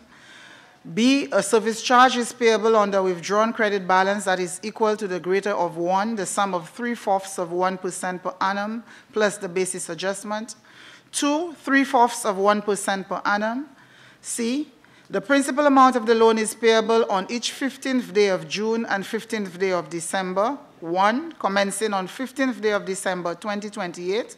2, and including the 15th day of June 2038 at the rate of 1%. And 2, commencing on the 15th of December 2038 and including the 15th day of June 2058 at the rate of 2%. I now put the question. As many as are of that opinion say aye. Aye. As many as are of the contrary opinion say no. I think the ayes have it. The ayes have it. Motion number 5, Leader of Government Business and Minister in the Ministry of Finance and Minister of the Public Service. Thank you, Madam President. I beg to move the following motion standing in my name. Finance Administration Act Resolution of Parliament to borrow from First National Bank, St. Lucia Limited for capital expenditure for infrastructure development. Whereas it is provided by Section 39(1) of the Finance Administration Act, capped 1501, that the Minister for Finance may, by resolution of Parliament, borrow money from a bank or other financial institution for the capital expenditure of government. And whereas it is further provided by Section 42(1) of the Finance Administration Act, 1501, that there shall be charged upon and paid out of the consolidated fund debt charges for which the government is liable. And whereas the Minister for Finance considers it necessary to borrow $3,301,324.50 from the First National Bank of St. Lucia Limited for capital expenditure for infrastructure development. And whereas interest on the principal amount of the loan is repayable at a rate of 4.5% per annum. And whereas the principal amount of the loan is repayable in the amount of EC $845,589 per quarter, inclusive of interest, with effect from 1 month after the full drawdown of the 12 months, with the last payment plus any outstanding principal or interest due 12 months after full drawdown. Be it resolved that Parliament authorizes the Minister for Finance to borrow EC $3,301,324.50 from the First National Bank of St. Lucia Limited for capital expenditure for infrastructure development. Be it further resolved that A, interest on the principal amount of the loan is repayable at a rate of 4.5% per annum, and B, the principal amount of the loan is repayable in the amount of EC $845,000, $589 per quarter, inclusive of interest, with effect from 1 month after the full drawdown, for 12 months, with the last payment plus any outstanding principal or interest due 12 months after full drawdown. Madam President, again, this motion is a very straightforward motion. In very simple terms, the agreement for a design, finance, construct arrangement was made between the government of St. Lucia and a local construction company called Fresh Start Construction Company Limited. And this arrangement was entered into for the construction of the Tiroshi Castries retaining wall. And I recall very clearly, Madam President, that the road became almost impassable because of the damage caused by the recent storm. I think it was, there was some heavy rains that damaged the road going in the Tiroshi area. And therefore, it was necessary for the construction of that retaining wall. So the government entered into this arrangement with the local construction company, and thereafter, Madam President, the local company decided to transfer that liability to the First National Bank. So a meeting was held among the Department of the Finance team, Madam President, representatives from Fresh Start, and the Managing Director of the First National Bank Limited. And of course, a proposal was made by Fresh Start to sell or to transfer that liability previously held between the government of St. Lucia and the Fresh Start Construction Company Limited to the First National Bank of St. Lucia Limited. Of course, the bank in response agreed to purchase the liability under its existing terms and conditions with the government of St. Lucia. Madam President, accordingly, the terms and conditions of the loans are as follows. The borrower is the government of St. Lucia. The instrument is a loan, of course. The amount is $3,301,000, $324.50. And the lender is the First National Bank of St. Lucia Limited. And the tenure, Madam President, is 12 years at an interest rate of 4.5% per annum. Just 12 months. And the fees, or the set of fee is just, not just, but it's 1% of the facility amount. The repayment, Madam President, as I stated earlier, is $848,674 per quarter, inclusive of interest of 4.5% per annum, with effect from 1 month after the first drawdown of the last payment, plus any outstanding principal and interest due 12 months after full drawdown. Madam President, I must say to you and to the Senate, the Department of Finance is satisfied that the terms and conditions of the facility is in keeping with the normal cost of funds for one-year government instruments if issued via the regional government securities market. Thank you.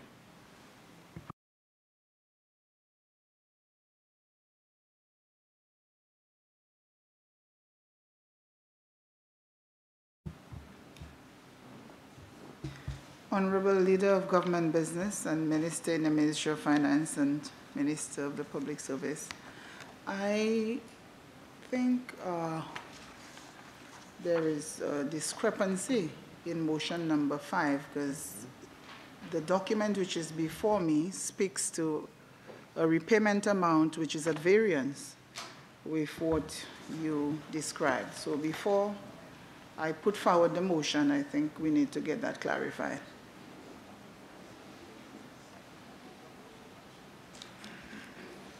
Madam President, I stand corrected here. I would go with what the resolution says, which is the $845,589 per quarter.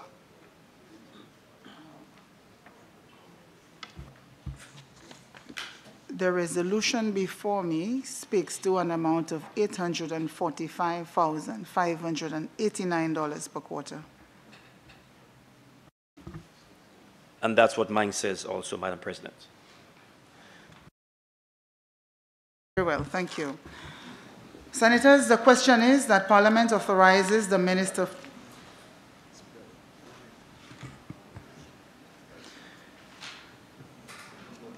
Senators, the question is that Parliament authorizes the Minister for Finance to borrow EC $3,301,324.50 from the First National Bank of St. Lucia Limited for capital expenditure for infrastructure development.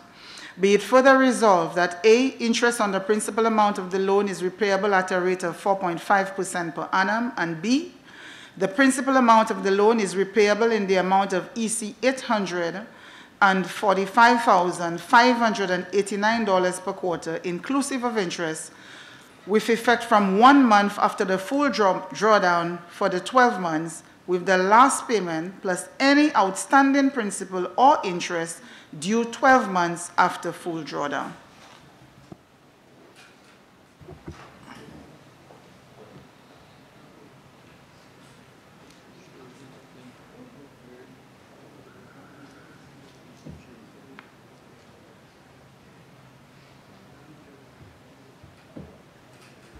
Senator Auger.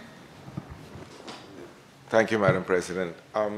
If I can, through you, Madam President, raise the issue. I'm a little unclear. The Honorable Leader of Government Business, in reading Part B, said 1 month after the first drawdown, as opposed to what we have in writing, which is 1 month after the full drawdown. And also, Madam President, I am confused by his comment regarding the sale of the debt to the bank. If the holder of the debt is selling the instrument, the paper, to the bank, I'm not clear why the government is borrowing for the same purpose. It's a novel approach which I'm totally unfamiliar and would welcome some further clarification on that. Because if the contractor is selling the debt to the bank, then the business is between the bank and the contractor. I genuinely am confused. Thank you, Madam President.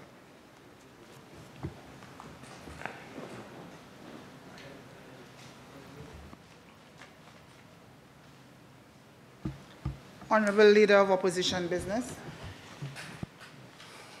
Thank you very much, Madam President.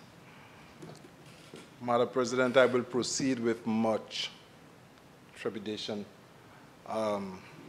because I do not want to be corrected in using any business name that might cause any consternation with any members on the other side. Madam President, first and foremost, I do welcome the intervention in Tiroche. In that particular location leading to the Tiroche cemetery. In fact, over my years traversing in this part, there's a steep slope, Madam President, and you could easily, when another vehicle is approaching, it doesn't allow, and my member on the other side could agree, it doesn't allow sometimes for two vehicles to traverse on this road. So this is welcome, first and foremost, and the people of Tiroche Forest here would welcome that intervention. Good. Madam President, but there is a fundamental problem I have with this resolution, because it seemed to be based on the intervention of concession contracts, where you have a concessionaire, meaning you have somebody who could finance, and in that case you have a designer, and you also have a contractor. It happened that in this case, Fresh Start approached the government as a financier, as a designer, and as a contractor. 3 in 1. DCF, procurement approach. Madam President, I need to just go back a little. There's still the argument among scholars as to whether there is what you call a construction industry or whether you have a construction market. But in classical construction or construction business, the same principle apply where you have demand and supply to facilitate what you call construction price. And the question is, what is the construction price in whatever procurement approach that you would adopt? And how do you arrive at a construction price? As the classical economic term referred to a construction is where the buyers and sellers meet. And in terms of a construction is where you have tendering takes place to arrive at what is the construction price. And that is why in my entire 25 years of being in the public service, I've always looked at direct purchase in a particular way. It doesn't allow for the efficient use, and it doesn't allow for the market. Makai di sa adam manye pou nou kopon. Le, an madame desan bola place ek ble acheter da Chine. I ka moute desan boshime ki ka made kome pou lo da Chine nan. Amoun kay di c'est $10. Mais pour que kay acheter, i kay moute desan juste an han pli men pou ya. Adan nom eme ale bola place ek ebe ale adan place ek just pwe sa yo point. Ek di le sa yo achete, yo te sa han ni pli bon marché l'autre côté.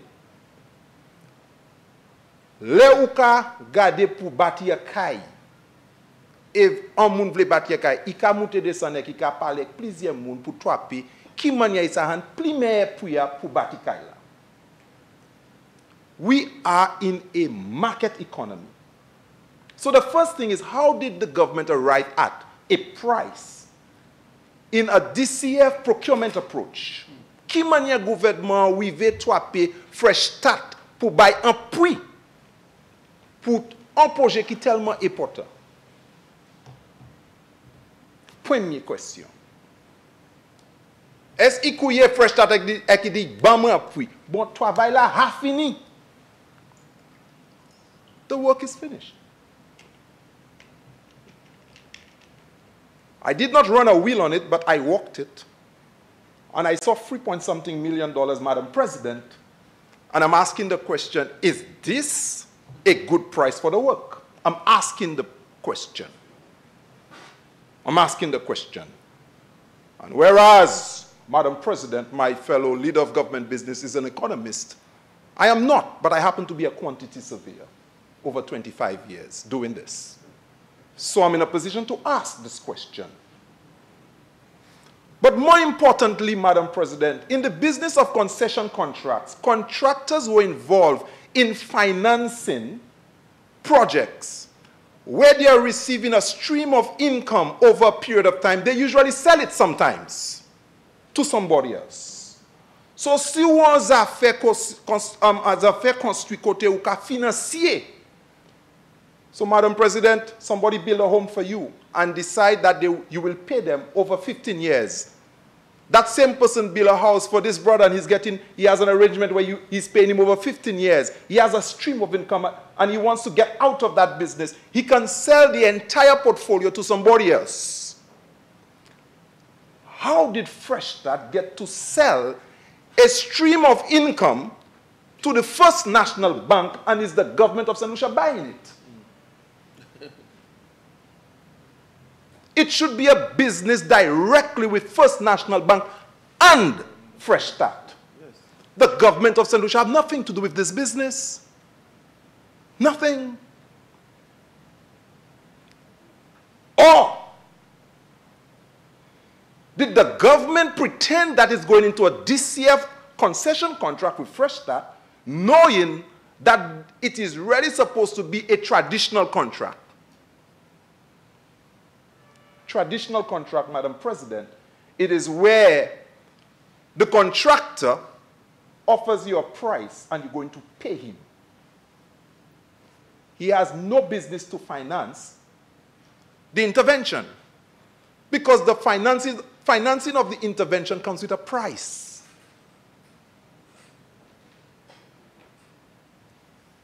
Madam President, I'm surprised that today we have to arrive at this in this parliament. And Madam President, whereas I support the point made earlier on this side in terms of our human resource is so important to us. I support our local businessmen and the people who are involved in the construction business. I do not want to say industry, because I think we have less of an industry and more of a market. The likes of Cyril Donnelly Construction, the like of Fresh Start, Renault Construction. I've always, in my entire business, support these interventions. Why? I would like to see them grow. And I'll tell you why I would like to see them grow. For those of you who probably might be saying, what is he talking? He's a politician and the construction companies are all politicized. Madam President, I have been part as a quantity surveyor of tendering so many public sector projects. The Castries Market redevelopment, when 11 contractors tendered on it, Madam President, back in my time at planning. Madam President, of all the 11 contractors who tendered, only one was a local. Only one was a foreign company, sorry. Norwest Holtz International, and they won the tender. None of our local contractors at the time were not able to provide a tender to the European Union to get the tender. And I always look forward to the day when our local contractors will grow and not just be able to tender locally, but tender regionally, especially when you have funds like the European funds or the World Bank, so that they can be developed and compete regionally. I have never taken down any contractor, but when the government would adopt a policy like this with taxpayers' money or with debt, is it a direct investment in Fresh Start as a company? Is that what it is? Is that what it is? What kind of business relationship is the government with Fresh Start? What kind of relationship it is? Because it does not seem like the pure construction business relationship where you tender and you give a price. And if it is a concession contract, where there's a certain kind of companies, construction companies, Madam President, who can afford to design, who can build, and who can finance. Some of them can own afterwards and operate it. That's why you have the various kind of bolts agreement, build, own, lease and transfer. Design and finance is something that has been there for some time when we move away from the traditional just mere construction arrangement. But as a simple project as this, Madam President, a retaining wall, why couldn't the Ministry of Infrastructure staffed with so many engineers design a retaining wall? Is that Fresh Start staffed with such qualified engineers? But I know them as a construction company, Madam President. Why? Nobody at Ministry of Infrastructure with all those engineers couldn't design a retaining wall, reinforced concrete retaining wall. But if you now have to buy the finance stream and they cannot stomach what it is to wait for your payment, whatever was in the contract, if there's a design, finance, and build, Madam President, Fresh Start would have been promised to receive payment on that $3-point-something million, so much every month until you pay them for the contract. That's what you have in a finance agreement. What was in the finance agreement between Fresh Start and government of St. Lucia that Fresh Start could not wait to be paid? What? Madam President, I knew that at some point in time we'll hit our heads against a wall of recklessness in terms of the procurement business in St. Lucia. How we go about procuring the services in the construction industry. Madam President, we reach in St. Lucia now, everybody's a contractor. Tout le monde vle a contract. Moun nan malade ka vin autour, we vle a contract. You know why this has reached this way? Because the government continued to embellish an approach to the construction business in a way that is unprofessional. If you want to be in design and finance or design and construct, you ought to be staffed with designers. If you want to be in design, finance, and construct, you also need to have the means of coming up with the finance. You give Fresh Start a design, finance, and construct contract, and they're not able to finance. That's what it is. And it is hurting them. It's hurting them. And whereas I would like to see these construction companies develop to their full potential so that they can compete regionally, you know, they are hurting. And we at this point in time have to pretend, it's pretense because it makes, this cannot make sense in terms of what is before us. The resolution to borrow this $3.3 million in the language that is there, it's not consistent with what has been said by the leader of government business. It's not. Madam President, it is one time I wish you on this side because you're a banker. And I would have liked to hear what bankers have to say about it. Which side? This side? Not this side. I would like to hear what the bankers have to say about it. But more importantly, if the First National Bank, Madam President, if the First National Bank is involved in providing that support to the government of St. Lucia on behalf of Fresh Start,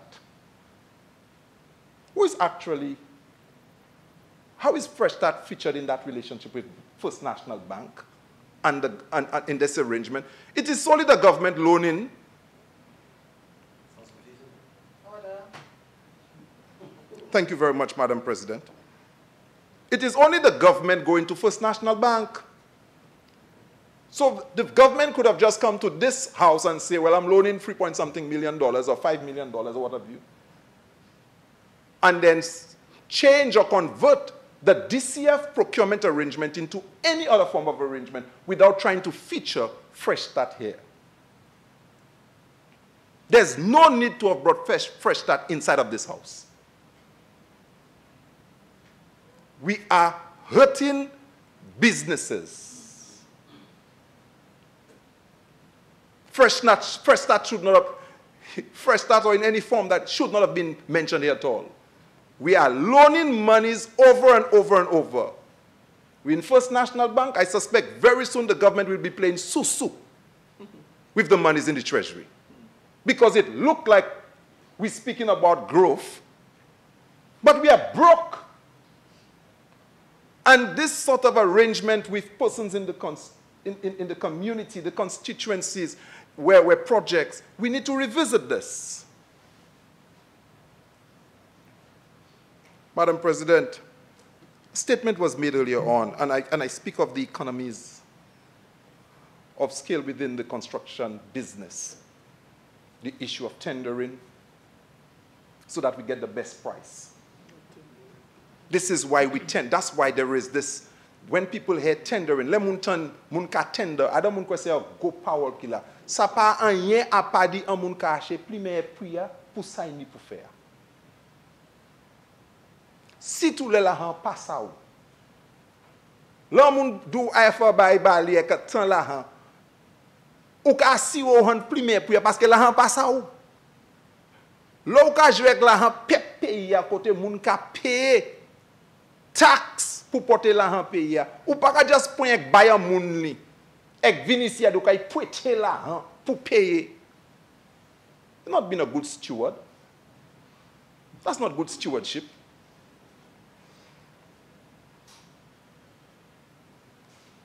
Madam President, we've been here for the past 2 years, I think, maybe more than 2 years here in this parliament. And I've seen we have been here more often than not to loan monies. Something I thought that I would have never been part of under this administration, because they campaign so seriously about they will not be loaning, they would not be. Maybe it didn't come from the lips of the individuals who were here, but I heard it from certain members from that side. But on the side of wisdom and being considerate and leaving some room for the maneuvering of politics, I understand that we need to do the business of going to the banks, borrow here and there. But this is not reckless. This arrangement, that this is not reckless, and I expect there to be a different explanation than what was given. Because I understand concession contract, construction contracts. I know the business of construction contracts. I know there are concessionaires out there who are willing to finance government operations. Madam President, concession contracts was born out of the inability of government to finance its business. That's how they came about, you know. Les gouvernements l'Angleterre c'est go pays où yo pate sa vignek la han pour yo dépenser pour bâtir l'école, pour bâtir chimè. Moun qui teni la han commence vinn devant 10 gouvernements, man kay financier sou ban travail la pour faire. This is where concession contracts came about. So you create an entity, you call it Fresh Start. If it was not created by you, a good business, Fresh Start. A construction business, there are St. Lucians working there.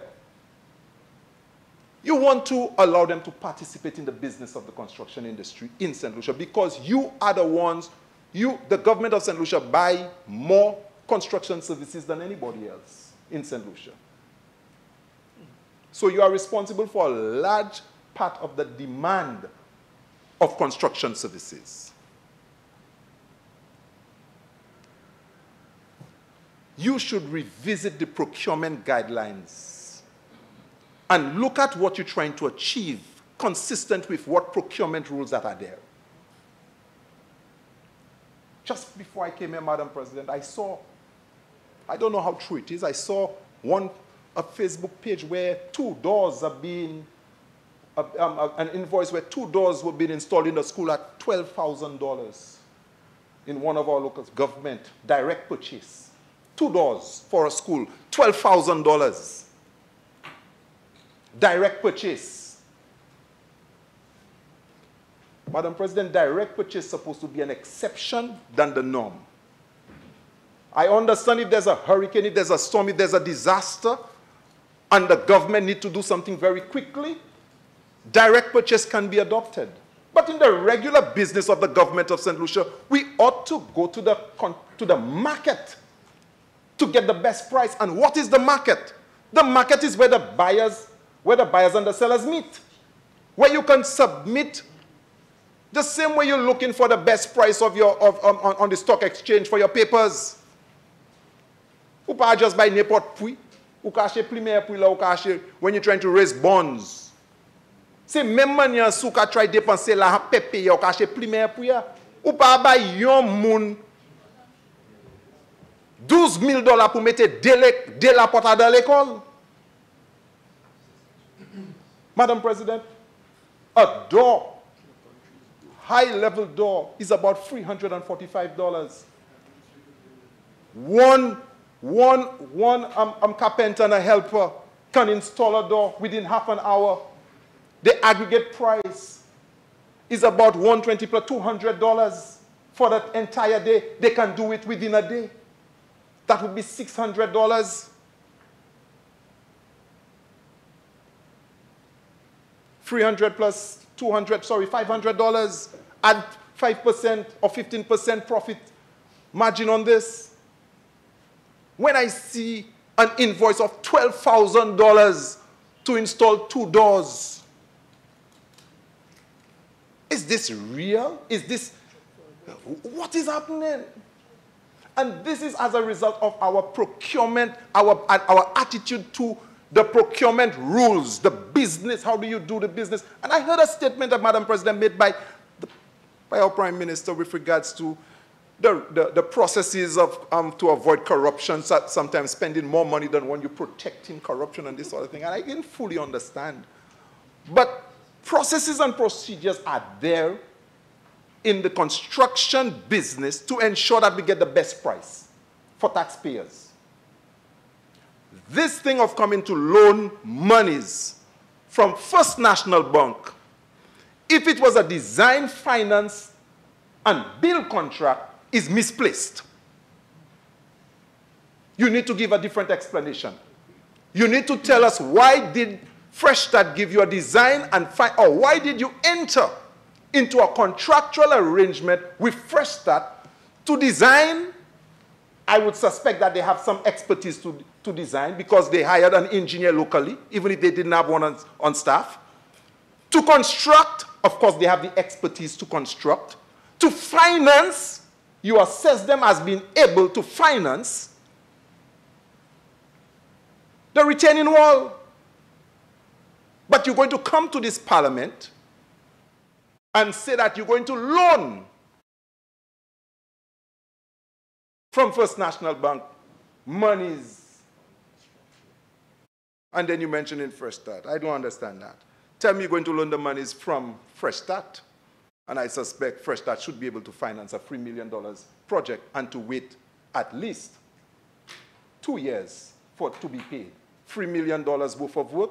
If you are in the business of implementing project costing $5 million, $6 million, you should. And the World Bank would have provided a sort of a template to ensure that contractors of that magnitude should be able to have a sort of cash flow to wait, Madam President, even in the normal contractual arrangement. It was kind of disturbing, sir. Yeah. Even in the normal contract or traditional contract, Madam President, where you are not financing, under the Joint Consultative Committee contracts, the JCTs, you are allowed to wait at least 30 days to be paid. 30 days to be paid. So if you are implementing that project under a normal contract, Fresh Start would have been able, under normal qualification as a contractor, to wait for his money. What is this? Kisasaye.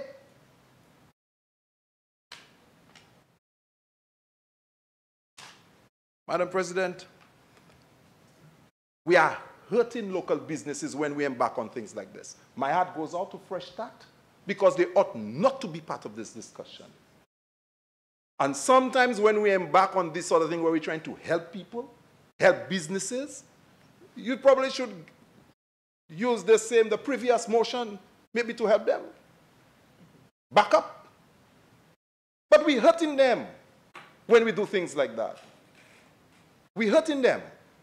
I would like to see all of these small construction companies, whether it is Cyril Donnelly, whether it is Reno Construction, whether it is Fresh Start, I would like to see our local construction companies grow so that I stop hearing Norwest Holz International from Trinidad. You understand? The Low Brothers from Trinidad who did our market. And when we have the EU arrangements being implementing projects in the region, they can tender. And on the basis of their strength, they can win. Every time we have to help a poor man in St. Lucia, Madam President, we say, we should not give him a fish, but we must show him how to fish. But there are some medium-sized people we're not teaching how to fish, you know. And I've always said, nous ka di se pitia, apon manye pou pêcher, nous ba ou $300 à sous step. Nous ka gâter pays. Mais l'année dedans nous ka gâter plus. $3 millions wangement ça là. Ça pas bon pour yo. Ça ka gâter yo, ça ka pêcher yo ay devant et no yo pas supposé ici parce que moi me vle yo profiter et vini kon 11 affaires qui ça ay devant.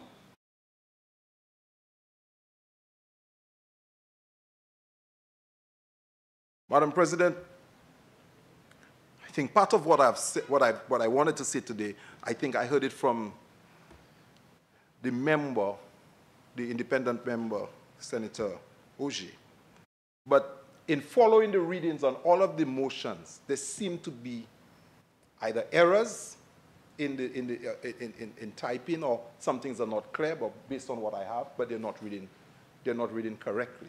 I'm trying to follow, and I accept it in good faith that what is being presented here and what is in Hansard is actually what we are doing. But it is a concern that I have in terms of the writing. And finally, Madam President, every effort by this government, by this administration, and it is something that I'm wondering whether I should place any confidence that they should, because clearly, the posture and the relationship we have adopted, or the reckless business model that I'm seeing that is being featured here today, is not good for this country. It is unfair to the other people who are in the business of construction. It is unfair to persons who want to go into business. It is unfair to everybody else, because it appears as if we have taken a decision to invest in a particular company. I do not know why. Thank you very much.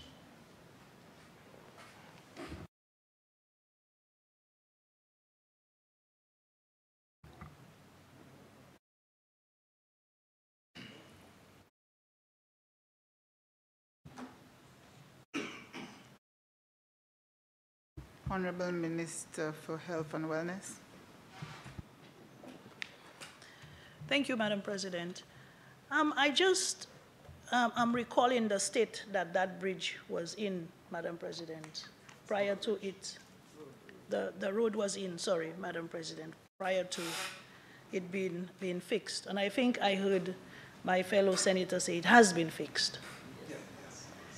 But then at the same time, Madam President, I'm hearing a question about, and I get concerned about these things. It has been fixed, but I'm hearing that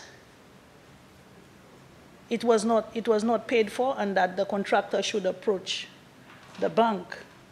But if the infrastructure, government infrastructure, has been fixed, and I'm sure my government would have taken every care to ensure that we go through the right process in order to issue the contract. I am hearing that the contractor should have approached the bank, Madam President. And of course, I'm no contractor. I know not much about contracting when it comes to, building roads and stuff like that. But I know that if I'm doing a job for a government, I do not see how that government would require me to approach the bank to get reimbursed for work that I have already done.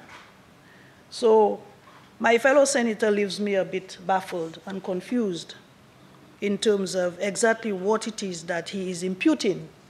And I am hoping that he is not imputing improper motives on the part of government.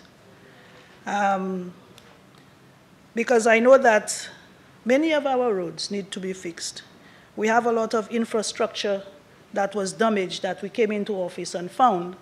And of course, we are trying our best to ensure that we get these things resolved as quickly as possible. And the extent of that damage that we are speaking of, Madam President, when I look at the small amount there, I do not understand the need for us to be, for us to even stand and object to something as simple as that and as necessary as that, Madam President. When I know of roads, little bridges that were built for 11 million and so on and so forth, and I look at this insignificant amount holding up the business of this House, Madam President, I do want to state again that in some cases and in some instances, we really ought to put the political partisanship aside and try to do the business of the day and the business of government, the business of the people of St. Lucia, Madam President. I sit and I'm listening and I'm trying to make sense out of, I don't want to say the nonsense for lack of a better word, however, I'm trying to make sense out of what is being said. And I am still very much confused. But I must say that I read the motion and I stand in full support of this motion, Madam President. Thank you.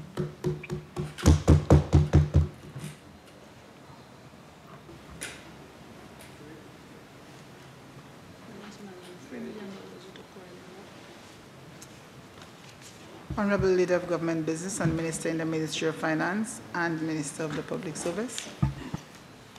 Thank you always, Madam President. A lot was said concerning this motion. However, my response is very brief, very, very brief. This arrangement, Madam President, as I said in my comments, I stated earlier that the arrangement was between the government of St. Lucia and the local company. It was a design, finance, construct arrangement. What's important here, Madam President, is that the government is the debtor. The government is the debtor. The government owes money to the company because the company decided with the arrangement to undertake the expenditures required to build that wall. So the government is the debtor here. I stated also that after the wall was built, there was a meeting between the First National Bank, the local company, and the Ministry of Finance. What happened there? A proposal was written by the local company to First National Bank to undertake that liability.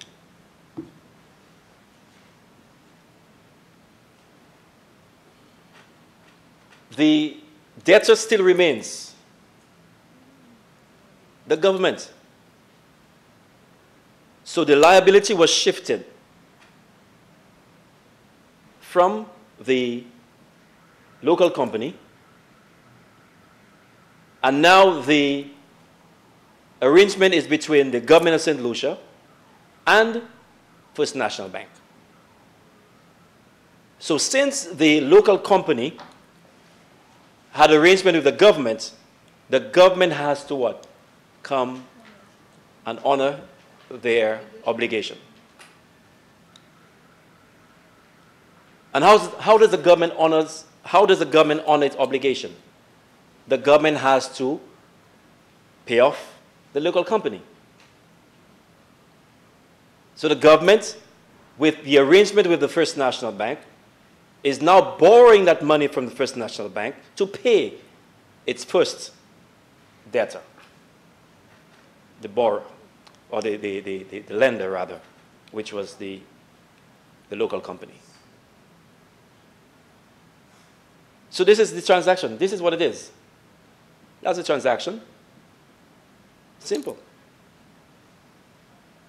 The wall was not built for the government for free in the first place. It wasn't built for free. The government did not borrow the money in the first instance. The government did not borrow the money in the first instance. It was the local company that decided to borrow the money. But now the government is saying, the local company is saying, look, I'm no longer interested. So the government has to come up with the money to pay that local company. And that's what the money, the borrowing is for. The transfer of the liability. That's simple what it is. So while the government did not borrow in the first instance, in the second instance, it had to borrow the money. That's what it is. The wall was built for the people of St. Lucia, by the government of St. Lucia. So who you expect to pay the loan? Who you expect to pay for it? The government of St. Lucia. Either way, the government of St. Lucia has to pay for this wall. So what's the big deal of the government now borrowing the money from First National Bank? What's the big deal? What is the big deal?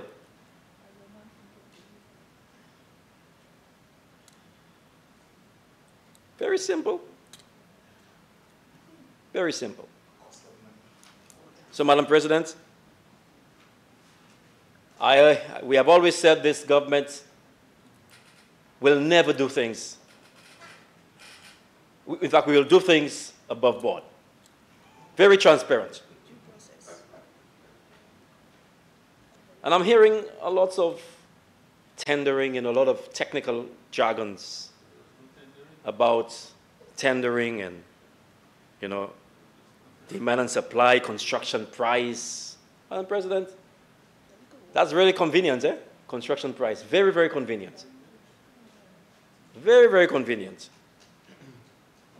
Construction price. I've never heard that term before. I've never heard that term before, but I understand what it means. But it has to be applied maybe all the time, before and now. And I'm just wondering why it wasn't applied before, especially coming from the opposition senator.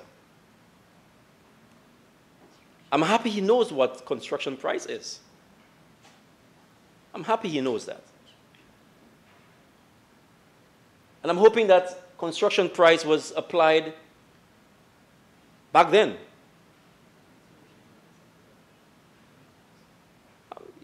I'm just wondering. Sometimes we just use terms conveniently, and I'll leave it as that. So, Madam President, I present to the Senate the motion, or the resolution, or the motion, whereby Parliament seek to borrow from the First National Bank of St. Lucia Limited for capital expenditure for infrastructure development in the amount of $3.3 million EC. Thank you.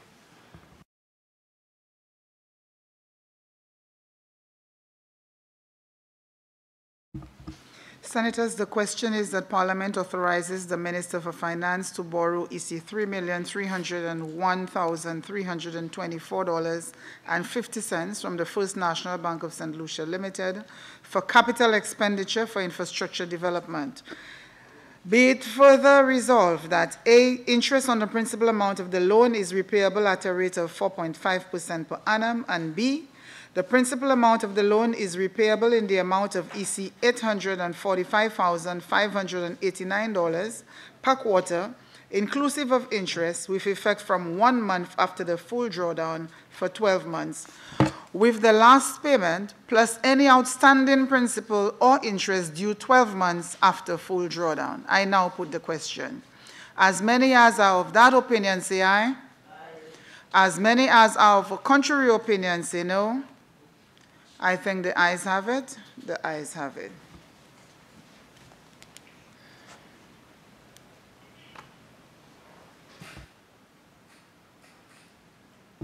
Honorable Leader of Government Business and Minister in the Ministry of Finance and Minister of the Public Service. Madam President, I beg that this House be, or the Senate be suspended for 1 hour for lunch. So can we return here at 10 minutes after 2 o'clock? Senators, the question is that this sitting of the Senate be suspended until 2:10. I now put the question. As many of that opinion say aye. As many who are of the contrary opinion say no. I think the ayes have it. The ayes have it.